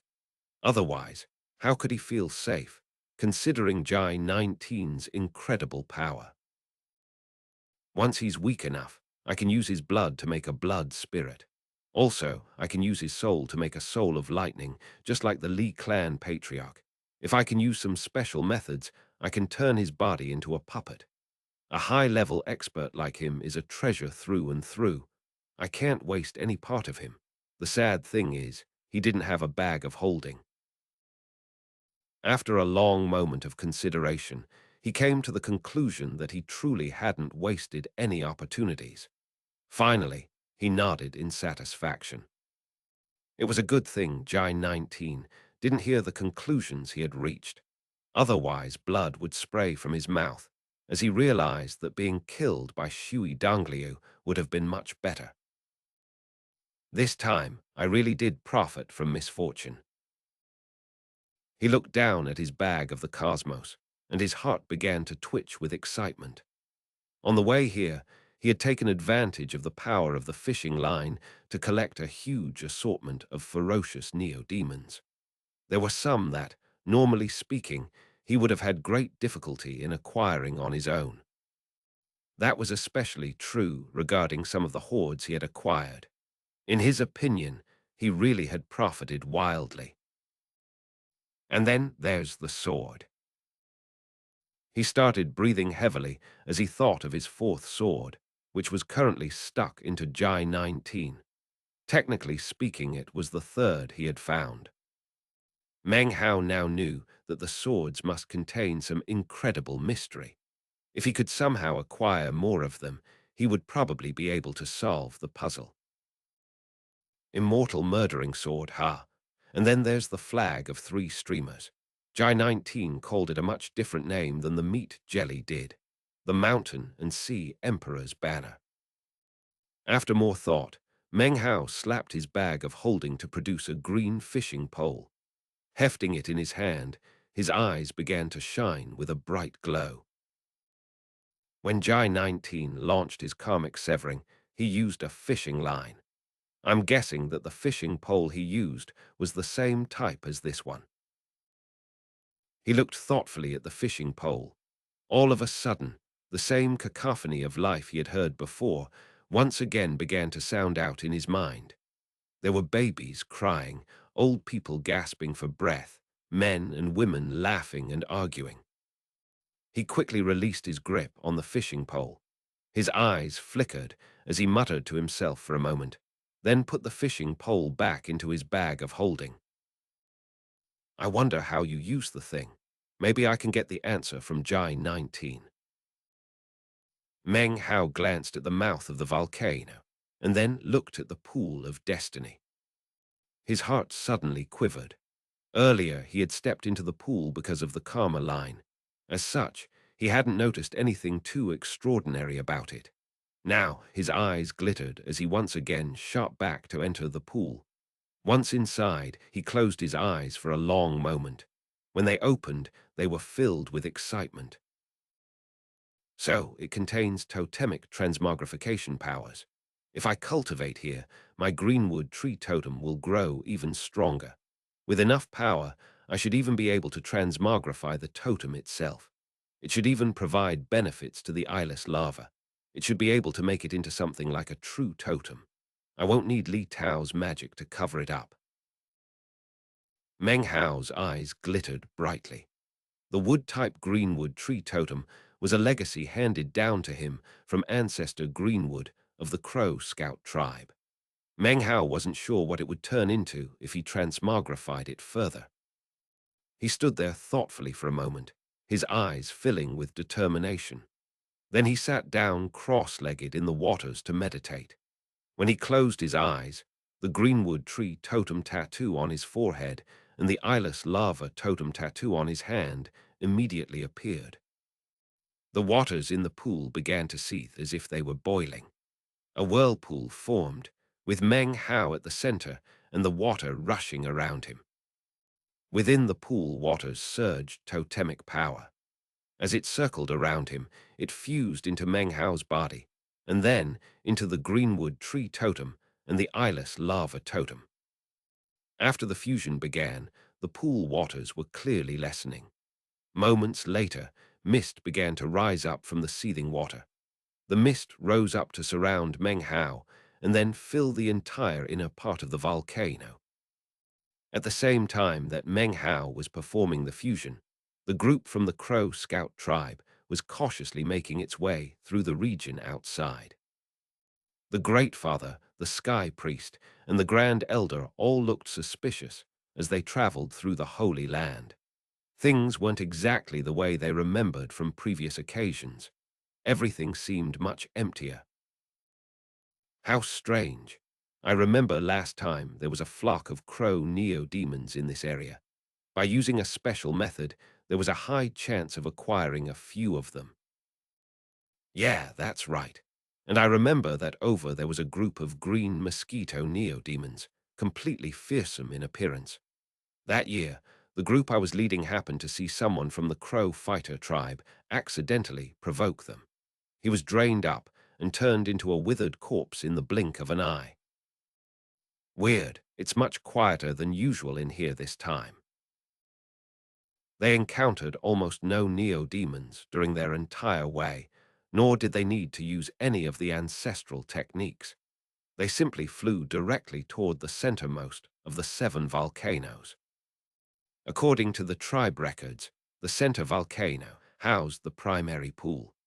If the water in the pool of destiny in the center volcano was reduced, then the water in pools in the other volcanoes would also be reduced.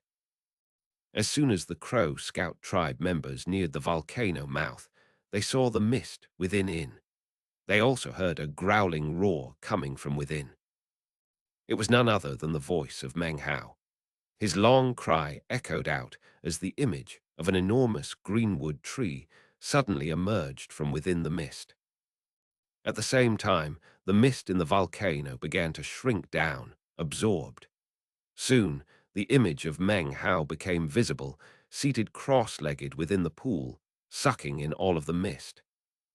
The image of the greenwood tree existed directly above him. "It's Grandmaster Meng," cried the members of the Crow Scout tribe, instantly recognizing him. Their hearts trembled as Meng Hao's eyes suddenly opened.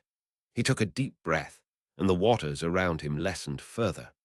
Wisps of white qi rose up to be absorbed by Meng Hao and the greenwood tree image, causing the tree to become even more lifelike, as if it really existed there.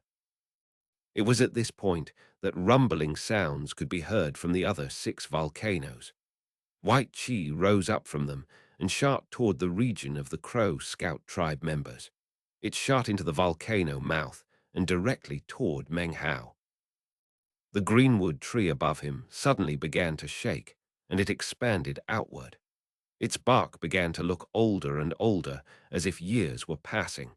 It seemed as if at this moment the tree was growing so high it could reach the heavens. In fact, to anyone observing, it seemed the tree wasn't just growing. The ancient scars and marks on the tree's surface seemed to be naturally occurring.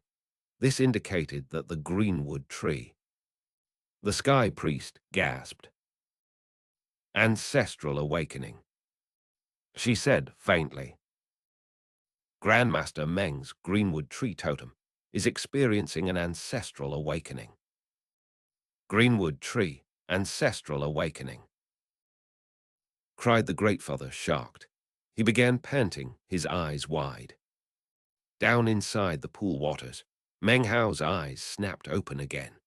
Even he had never imagined that by absorbing the totemic power of the pool and fusing it into the greenwood tree, totem would actually give birth to the power of ancestral awakening.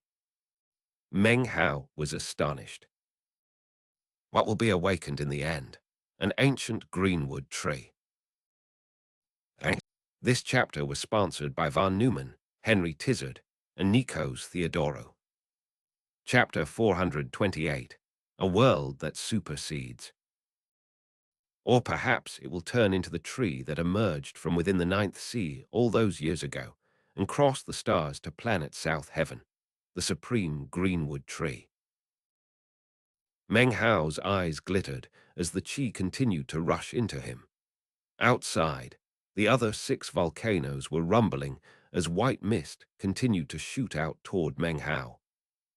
The more qi he absorbed, the brighter his eyes grew. He looked up at the enormous greenwood tree floating in midair above him, which emanated a boundless green glow. It dyed the sky, covered the land, filling everything with the aura of the greenwood tree. Throughout the Crow Divinity Holy Land, all of the plants and vegetation were writhing. The members of the Crow Scout tribe panted as they stared at the scene. Meanwhile, outside of the Holy Land, back in the region of the Crow Scout tribe, the enormous treant looked over at the green glow rising up to the heavens.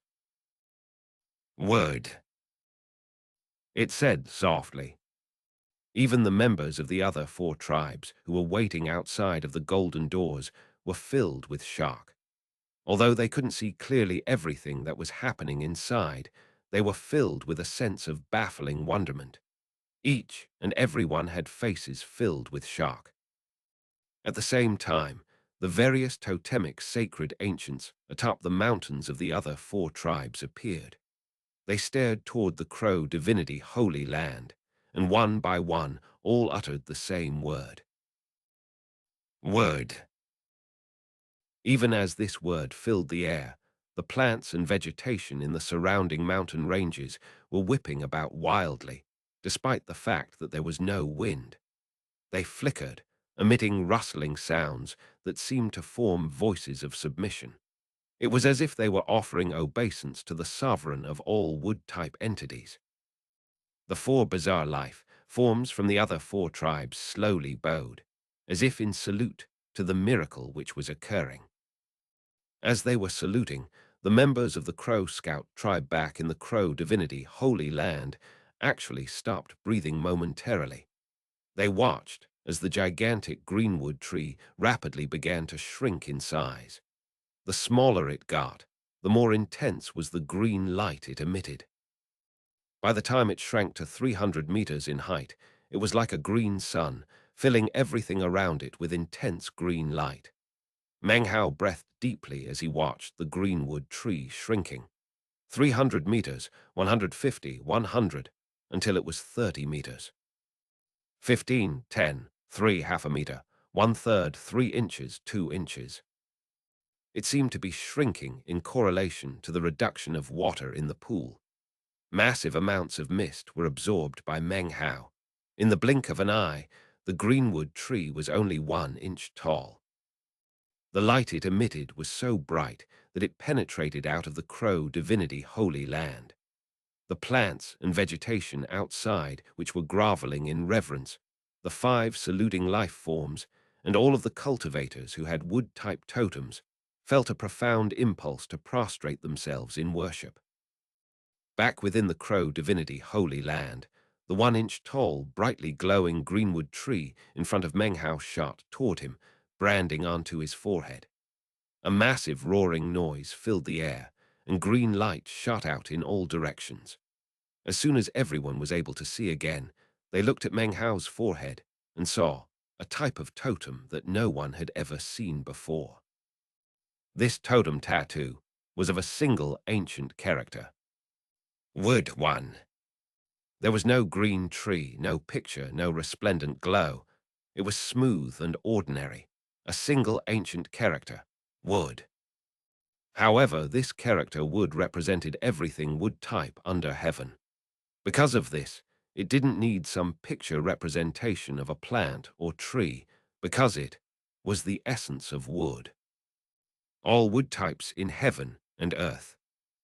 Everything shook as all plants and vegetation bowed in worship. All such living things paid respect. Word. Meng Hao floated up out from within the pool of destiny, the wood character on his forehead glittering with green light.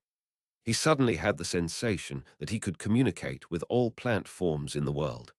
He had the intense feeling that by merely exercising his will, he could magically manifest any type of wood. He also felt a type of calling from the pool of destiny beneath him. The pool had always borne the semblance of a pool, but when Meng Hao looked down at it, what he saw was a path.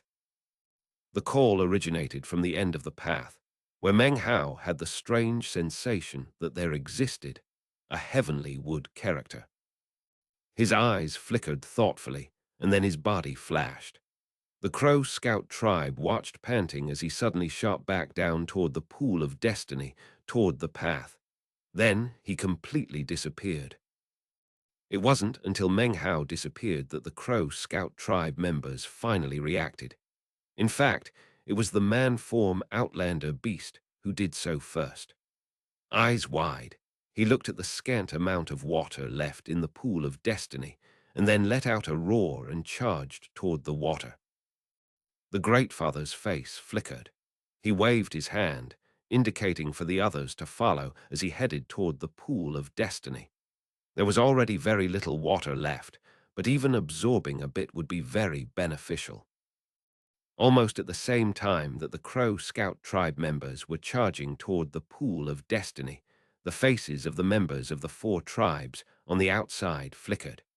This was especially so when they noticed that the golden doors were growing dim. The 4 Great Fathers and the priests looked shocked. How could it be happening so quickly? Damn it, the pool of destiny is going to disappear. The golden light is fading. That means the waters in the pool of destiny are already running out. As of now, the Great Fathers and priests of the 4 tribes did not feel it necessary to abide by the previous agreement. They immediately began to lead their various tribe members toward the golden light.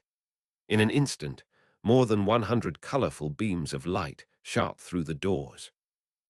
Within the Crow Divinity Holy Land, the members of the 4 tribes scattered, heading in the direction of the various volcanoes. Everything was quite chaotic. However, amidst the chaos, there were 4 people who happened to have a special means of communication. Suddenly, they all began to whistle through the air toward the 7th volcano. These 4 people were none other than Yan Song and the other nascent soul eccentrics. They moved with great speed, but cautiously, so as not to make themselves stand out. They entered the volcano and looked around, killing intent flickering in their eyes as they immediately attacked the other tribe members who had entered the volcano at the same time. Considering the level of their cultivation bases and the fact that the tribe members were caught unawares, it only took the space of a few breaths before they wiped them out. There wasn't even time for miserable cries to ring out. Now that they didn't have to conceal their identities anymore, the 4 of them revealed their true appearances. The reek of blood filled the air, but Li Tian waved his hand, causing it to disappear instantly. At the same time, Mo Li and Old Devil Wang performed double-handed incantations. In the blink of an eye, a magical shield covered over everything, making it impossible for anyone else to enter the volcano. I have the feeling that Grandmaster Meng is none other than our fellow Taoist Meng, said Yan Song coolly, looking at the others. He was the first to enter this place, said Li Tian, frowning. He must definitely have picked up on some clues already. We need to move faster. According to my understanding, said Yan Song. This 7th volcano has the weakest restrictive spells. May I prevail upon you fellow Taoists to break the spells. Then we will be able to enter the location of the ancient Tao of alchemy. The 4 exchanged glances, then rushed down to the bottom of the volcano. According to the previous arrangement, Mo and Wang began to use their magical techniques to break down the restrictive spells. As the party of 4 got to work, the rest of the 5 tribes were struggling over the pools of destiny. Even as the man-form version of the Outlander beast, Parrot and Meat Jelly was absorbing the waters, Meng Hao magically appeared in a world that seemed to supersede anything that even remotely resembled it. The instant he appeared, he looked around, stunned. His eyes began to shine. Shockingly, he was in exactly the same place he had been before. He was in the same volcano he had just left. The water beneath his feet was none other than that of the pool of destiny. However, the waters were murky and impossible to absorb. Everything around him seemed tinged with grey, as if that were the only color that existed in this world. Meng Hao's eyes flickered as he loped around for a moment and then flew up toward the mouth of the volcano. Outside, everything looked the same. There were still 7 volcanoes. The land and the forests, everything looked just exactly the same as the Crow divinity Holy Land. Except, located in the middle of the 7 volcanoes, was a gigantic tree. This enormous, ancient tree towered up so high that it seemed as if it were supporting the very heaven. And it was golden. If you looked closely, the tree was not made from wood, but rather metal. At the very top of the tree was a gigantic golden crow, standing there, staring at Meng Hao. 2. At the bottom of the tree was a corpse, leaning up against the tree and facing a decrepit pill furnace. There was no one and nothing else in the area, only the great tree and the golden crow. No lives were present, nor any life force, nor any presence of death. Everything was quiet, so quiet that many people would find it terrifying. Meng Hao focused on the great tree and the golden crow. Then he looked at the corpse and the pill furnace. Were it not for the corpse and the pill furnace, Meng Hao would have come to the conclusion that everything Yan's song said was incorrect. Thoughtfully, Meng Hao flew forward toward the great golden tree. As he neared, the golden crow atop the tree suddenly moved its head. A golden gleam could be seen in its eyes. Meng Hao stopped and stood stock still. He could sense that it was the golden tree upon which the golden crow stood that was calling him. The golden crow glanced at Meng Hao, then closed its eyes. Meng Hao clasped hands in a bow and then neared it. He didn't examine the great tree first. Instead, he looked down at the corpse. There in the corpse's hand was a jade slip. Meng Hao picked it up and scanned it with spiritual sense. 3 characters suddenly appeared in his head. Spirit-severing pill. His eyes glittered as he looked down at the pill furnace. As soon as he did, a strange expression could be seen on his face. There on the back of the furnace was a large hole. Within the pill furnace, no medicinal pill could be seen. However, even though countless years had passed, as a grandmaster of the Tao of alchemy, Meng Hao could tell from the residue left behind that before being destroyed, there had indeed been a medicinal pill inside. Looking at the hole, he suddenly had the sense that whatever pill had been concocted inside in ancient times had burst out of its own accord. It definitely is of the ancient Tao of alchemy, something from primordial times. But where did the pill go? 1. As you might be aware, Chinese characters go back for thousands of years. According to my research, the type of ancient character mentioned to ğÄÉ here refer to the most ancient of Chinese characters. The ancient character for wood looks like this. Ancient wood. It's quite a bit different from the modern version, which looks like this. Chinese letter. 2. The golden crow is a Chinese mythological creature related to the sun. You can see some various artistic depictions here. Chapter 429. The Golden Crow and the Great Tree. Meng Hao looked around, muttering to himself. He then scanned the area with spiritual sense. However, other than the golden tree and the golden crow, there was no trace of anything else. Could it have left this place entirely? Thought Meng Hao. As a grandmaster of the Tao of alchemy, he had concocted sentient medicinal pills before, the kind that attempted to wrest away good fortune from heaven and earth. the type that the heavens attempted to destroy with tribulation. Lost in thought, Meng Hao considered how most such ancient medicinal pills had withered up long ago, and were no doubt nothing more than dust. Most likely, it already shriveled away into ashes. Meng Hao couldn't imagine how a pill that could break out of the furnace in such a manner could possibly still exist after so many years had passed. He put the matter aside and turned his head to look at the great tree. After a long moment, he reached out his hand and placed it softly on the surface of the tree. The instant he touched it, it began to vibrate and slowly emit a golden light. At the same time, the wood totem tattoo on Meng Hao's forehead began to emit a green light. There was no communication or interaction. Instead, there was a sliver of will that had existed for who knew how long in this great tree that, at this moment, was set free. It had encountered something similar to itself that it approved of and had decided to say its final goodbyes. Meng Hao looked at the tree and could see that it no longer had any life force left in it. The only thing that remained were the traces of the passage of time. After a long moment passed, Meng Hao sighed. So this is the place that Yan Song and the others are dying to get to. No medicinal pill, only a corpse and the remains of a great tree. Even the pill formula in the jade slip is of ancient times. Nowadays, you wouldn't even be able to find the right medicinal plants. The only thing here worth looking at is that golden crow. Meng Hao looked up at the bird, sitting on top of the tree overhead. Finally, he shook his head and was about to pull back his hand when suddenly a tremor ran through his body. The previously closed eyes of the golden crow snapped open. Powerful life force streamed out, entering into the great tree.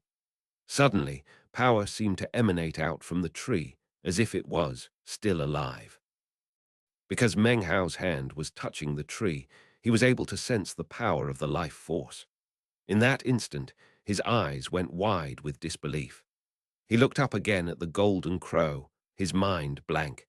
It was an ancient sacred relic of the crow divinity tribe, something that had existed for many years and was powerful enough to give birth to an entire tribe. Nowadays, that once powerful tribe was fading away and had already begun to split apart. This life force. Meng Hao was struck dumbfounded for a long moment. Finally, he took a deep breath. As a grandmaster of the Tao of alchemy, he was very familiar with medicinal pills. Just now, he could tell that the life force emanating from the golden crow actually contained the aura of a medicinal pill. It was not emanating life force, but rather the power of a medicinal pill. Is it because it consumed the medicinal pill, or is it the medicinal pill? The possibility of the latter sent Meng Hao's mind and heart reeling. Before coming to this place, he could never have imagined that the golden crow of this once powerful tribe originated from what had started out as a medicinal pill. He was a grandmaster of the Tao of alchemy, and as such, could accept that lakes and mountains could become demons. However, perhaps his own deep knowledge of alchemy covered over his own eyes in a way that made it impossible for him to conceive of the same thing happening with medicinal pills. He began to breathe heavily. He was now almost certain that of the two different possibilities he had just considered, it was virtually impossible for the first one to be correct.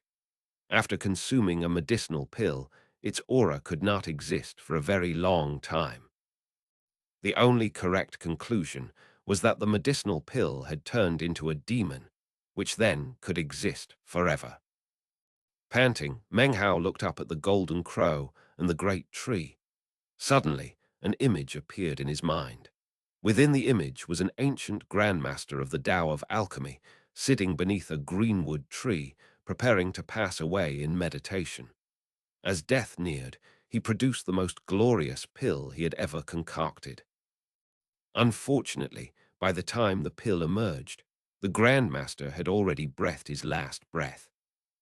Years later, when the sentience of the pill reached a certain point, it suddenly broke out of the pill furnace. It seemed as if this action might even have had something to do with the greenwood tree. From the moment it appeared in the world, its only friend and partner was none other than the greenwood tree. Year after year passed. After the passage of an innumerable amount of time, when the pill had matured and risen to prominence, it founded the Crow divinity tribe. Many more years passed. Eventually, the greenwood tree's life began to waste away, and it died. The medicinal pill could not accept that the tree had perished. It used its powers to transform its color, and every so often it would sacrifice some of its own life force to feed the tree. However, the tree truly had perished. Regardless of what was done, the only thing that could be brought back was something empty, lifelike though it might seem. Even still, although the medicinal pill understood this, it refused to give up. Meng Hao considered all of this for a long moment and then let out a soft sigh. His hand dropped to his side as he stepped back a few paces. He clasped his hands and bowed deeply to the great tree and the golden crow. He could see that the golden crow was currently growing weaker and weaker. Soon, its life force would be exhausted, and it would transform into dust on the wind. When that happened, the great tree would have nothing to support its empty but lifelike existence, and it too would transform into dust. Perhaps both of them were simply waiting for that moment when they both turned into dust together and could drift up into the empty sky. Meng Hao looked at the golden crow and the great tree. He wasn't sure why, but for some reason the look in the eyes of the golden crow reminded him of certain aspects of Grandmaster Pill Demon. The crow stood atop the great tree. Pill Demon stood on his short mountain. The crow gazed upon the tree. Pill Demon gazed upon the statue of Violet East. It was a strange feeling that caused Meng Hao to stand there thoughtfully for a moment before sighing. Since I'm here, I might as well employ some of my power. He lifted his right hand into the air and performed an incantation. Then he took a deep breath and pointed at the tree. By my command, as the 9th generation demon sealer, I bequeath you with righteous bestowal. Immediately, a tremor ran through Meng Hao's body, and he spat out a mouthful of blood. When it landed on the tree, a strange light began to glow in the golden crow's eyes, and it stared at Meng Hao. Righteous bestowal causes your path to become that of a demon. Righteous bestowal causes your Tao to become unceasing. Righteous bestowal causes your spirit to return from emptiness to become a demon. My approval represents the approval of the League of Demon Sealers. This is righteous bestowal, a true blessing. Such was the true usage of righteous bestowal. After being enlightened regarding it, Meng Hao had never truly used its full power on any demon. At the most, he had used only some of its bestowing power. Righteous bestowal was a type of approval.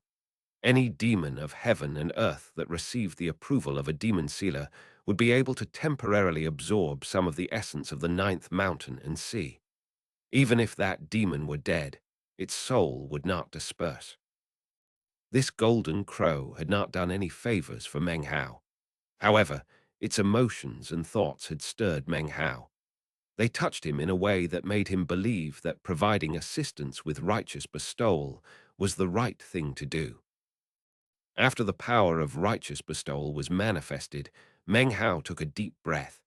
He looked at the great tree and the golden crow and then turned to leave. It was at this point that the golden crow suddenly emitted a sound. This was the first sound it had made since Meng Hao entered this place, a shrill cry. This cry sounded something like the grating of metal against metal. Meng Hao looked back to see the golden crow shaking.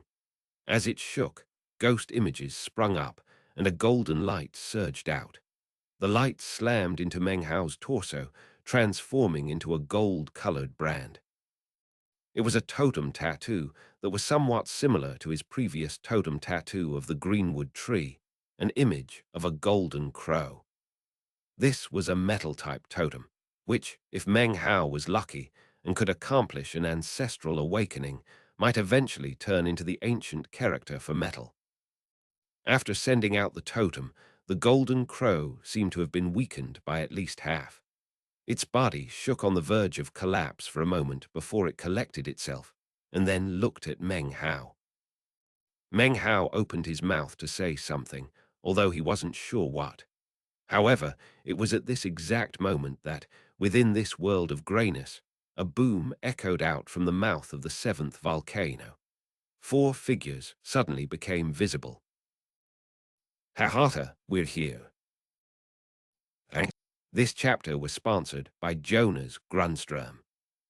Chapter 430, Battling the Nascent Soul Stay. The booming sound echoed out through the air as 4 figures shot out from the mouth of the seventh volcano. In the lead was a man wearing a long white robe.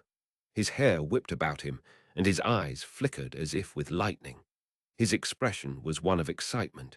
This was none other than Yan's Song. Behind Yan's Song was Li Tian, whose eyes shone brightly with vigilance. He whistled through the air like a black dragon, his black robe flapping in the wind. He really did look like a dragon. The sight was incredibly imposing. Behind him were Mo Li and eccentric Wang. When the 4 of them appeared, they were instantly filled with interest regarding this grey world. The next thing they saw was the great tree, plus Meng Hao and the corpse beneath it.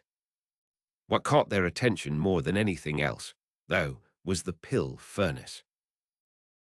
"So it is here," said Yan's Song, his eyes flickering with coldness. Next to him, Li Tian's eyes were grim as he hovered in midair and stared at Meng Hao. Mo and Wang also floated in midair, glancing around with flickering eyes. After seeing that Meng Hao was the only person present here, their eyes filled with a strange light. "Fellow Taoist Meng, you're so fast," said Li Tian, laughing mirthlessly. "You're not wearing your mask today, but we're all old friends, right? There's no need for any disguises.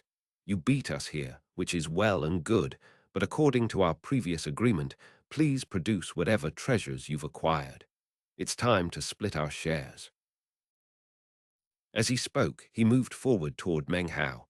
Yan's Song, Mo and Wang also neared, surrounding Meng Hao. Meng Hao frowned as he looked at the approaching nascent soul eccentrics. His face grew dark, and he let out a cold harumph, then suddenly kicked out with his right foot, sending the pill furnace flying into the air. The instant his foot began to move, Li Tian's right hand shot up, and he pointed at Meng Hao. "Fellow Taoist Meng, what are you doing?" A black blur shot out from his finger. As it flew out into the air, it transformed into a rotating black flower with 5 petals. Each petal of the flower looked like a sinister face. They emitted mournful cries as they shot toward Meng Hao. Meng Hao waved his right hand.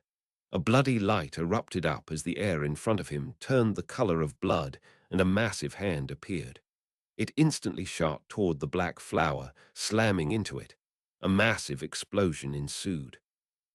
As the sound of the explosion rippled out, Meng Hao retreated backward. Yan's Song and the others continued to approach. It was at this time that Meng Hao finally spoke. "Fellow Taoist Li, I would like to ask you a question. What exactly are you doing? Why don't the lot of you go look at that pill furnace?" He flicked his sleeve, his expression grim. Having heard his words, Yan's Song and the others suddenly stopped moving. Li Tian's eyes narrowed and came to fall on the pill furnace. The others looked over as well and instantly saw the hole in it. The hole was obviously not recently made. Yan's Song and the others were all wily old foxes, and it only took a glance for them to realize that the hole had been created long, long ago, not recently. "This is The four of them frowned and breathed with seeming difficulty. Meng Hao's expression was one of extreme displeasure, even rage.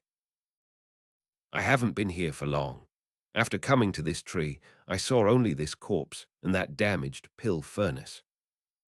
He had noticed earlier that the weakened golden crow had long since concealed itself atop the tree. Even if you looked closely, you wouldn't be able to see it. If I said I didn't find anything, you wouldn't believe me. Well, I did find something. Laughing coldly, he lifted his right hand up to reveal a jade slip. As everyone watched, he took out another jade slip, a white one, and then branded the information from the first one onto it. After that, he threw the first jade slip out in front of him. Yan Song caught it, then looked at it with furrowed brow.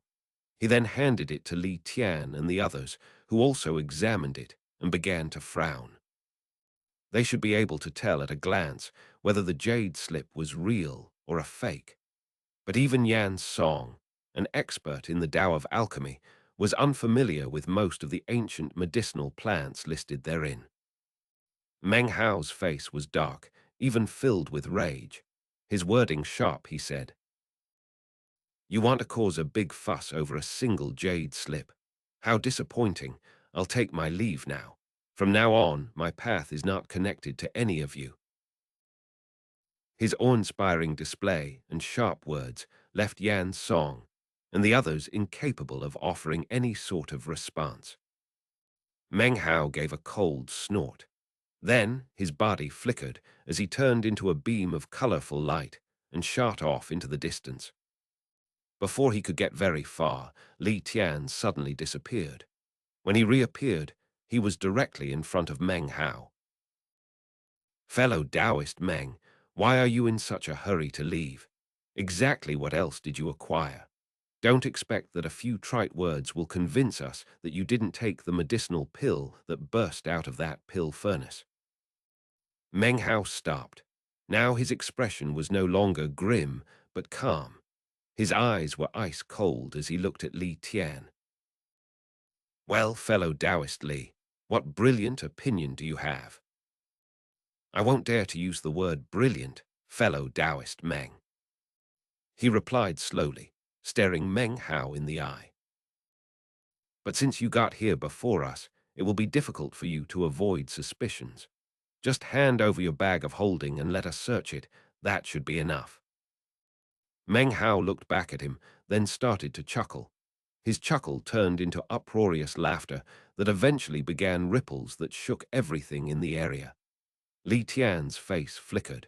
Yan Song and the others suddenly looked very serious. You want to search my bag of holding? Li Tian, have you suddenly reached the spirit-severing stage? Killing intent blazed within Meng Hao's eyes. He began to lift his right hand, but even as he did, Li Tian flashed an incantation gesture with both hands and then shoved them forward. As he shoved his hands forward, a black mist surged up, which then transformed into a long black spear. Rumbling filled the air as the spear shot toward Meng Hao. It moved with incredible speed, but even as it neared Meng Hao, the wood totem tattoo on his forehead glittered. Suddenly, an enormous wood character appeared in front of him. Simultaneously, boundless wood-type aura erupted out. Instantly, the approaching spear began to shake. Rumbling filled the air as Meng Hao's body shot backward at high speed. His left hand slapped his bag of holding, and wooden-timed swords flew out to form the lotus sword formation. The formation rotated in midair, its appearance like that of an enormous lotus. This formation embodied both the shape and the will of a lotus. In addition, it contained the natural properties of intelligence embodied by a lotus, something that Meng Hao had come to gain enlightenment regarding throughout his years of observing lotuses. Propelled by the power of the wooden time swords, the glowing, 10-meter-wide lotus shot through the air toward Li Tian, rumbling the entire way. Time, said Meng Hao softly, his expression cold. Immediately, the shocking power of time emanated out toward Li Tian. Li Tian's face fell as he suddenly sensed his body growing older. Everything within the region of the lotus experienced the passing of time. Everything seemed to be moving faster than the world around it. In the blink of an eye, an entire 60-year cycle was gone. Li Tian had never encountered any magical technique like this before. His face flickered, and he flashed an incantation gesture with his right hand. As he waved his hand, black light poured out from his body to resist the wooden time swords. He performed a minor teleportation, reappearing several hundred meters away. Even as he tried to flee, Meng Hao's eyes flashed with killing intent. He took a step forward and then utilized the bloodburst flash. Moving such a short distance made it seem almost like he had used minor teleportation, and he was suddenly directly in front of Li Tian.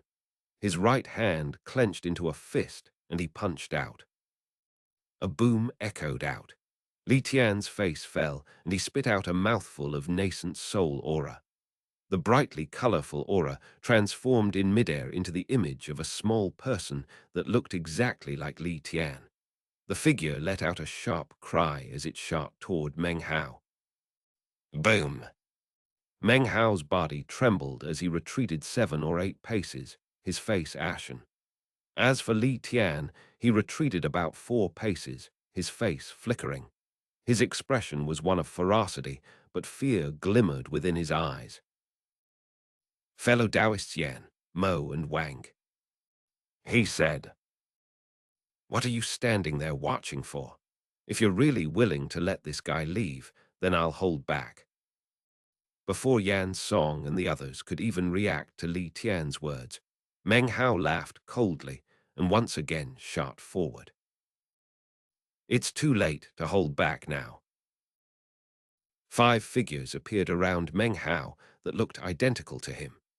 These were none other than Meng Hao's blood clones, each of which could wield an untold amount of Meng Hao's.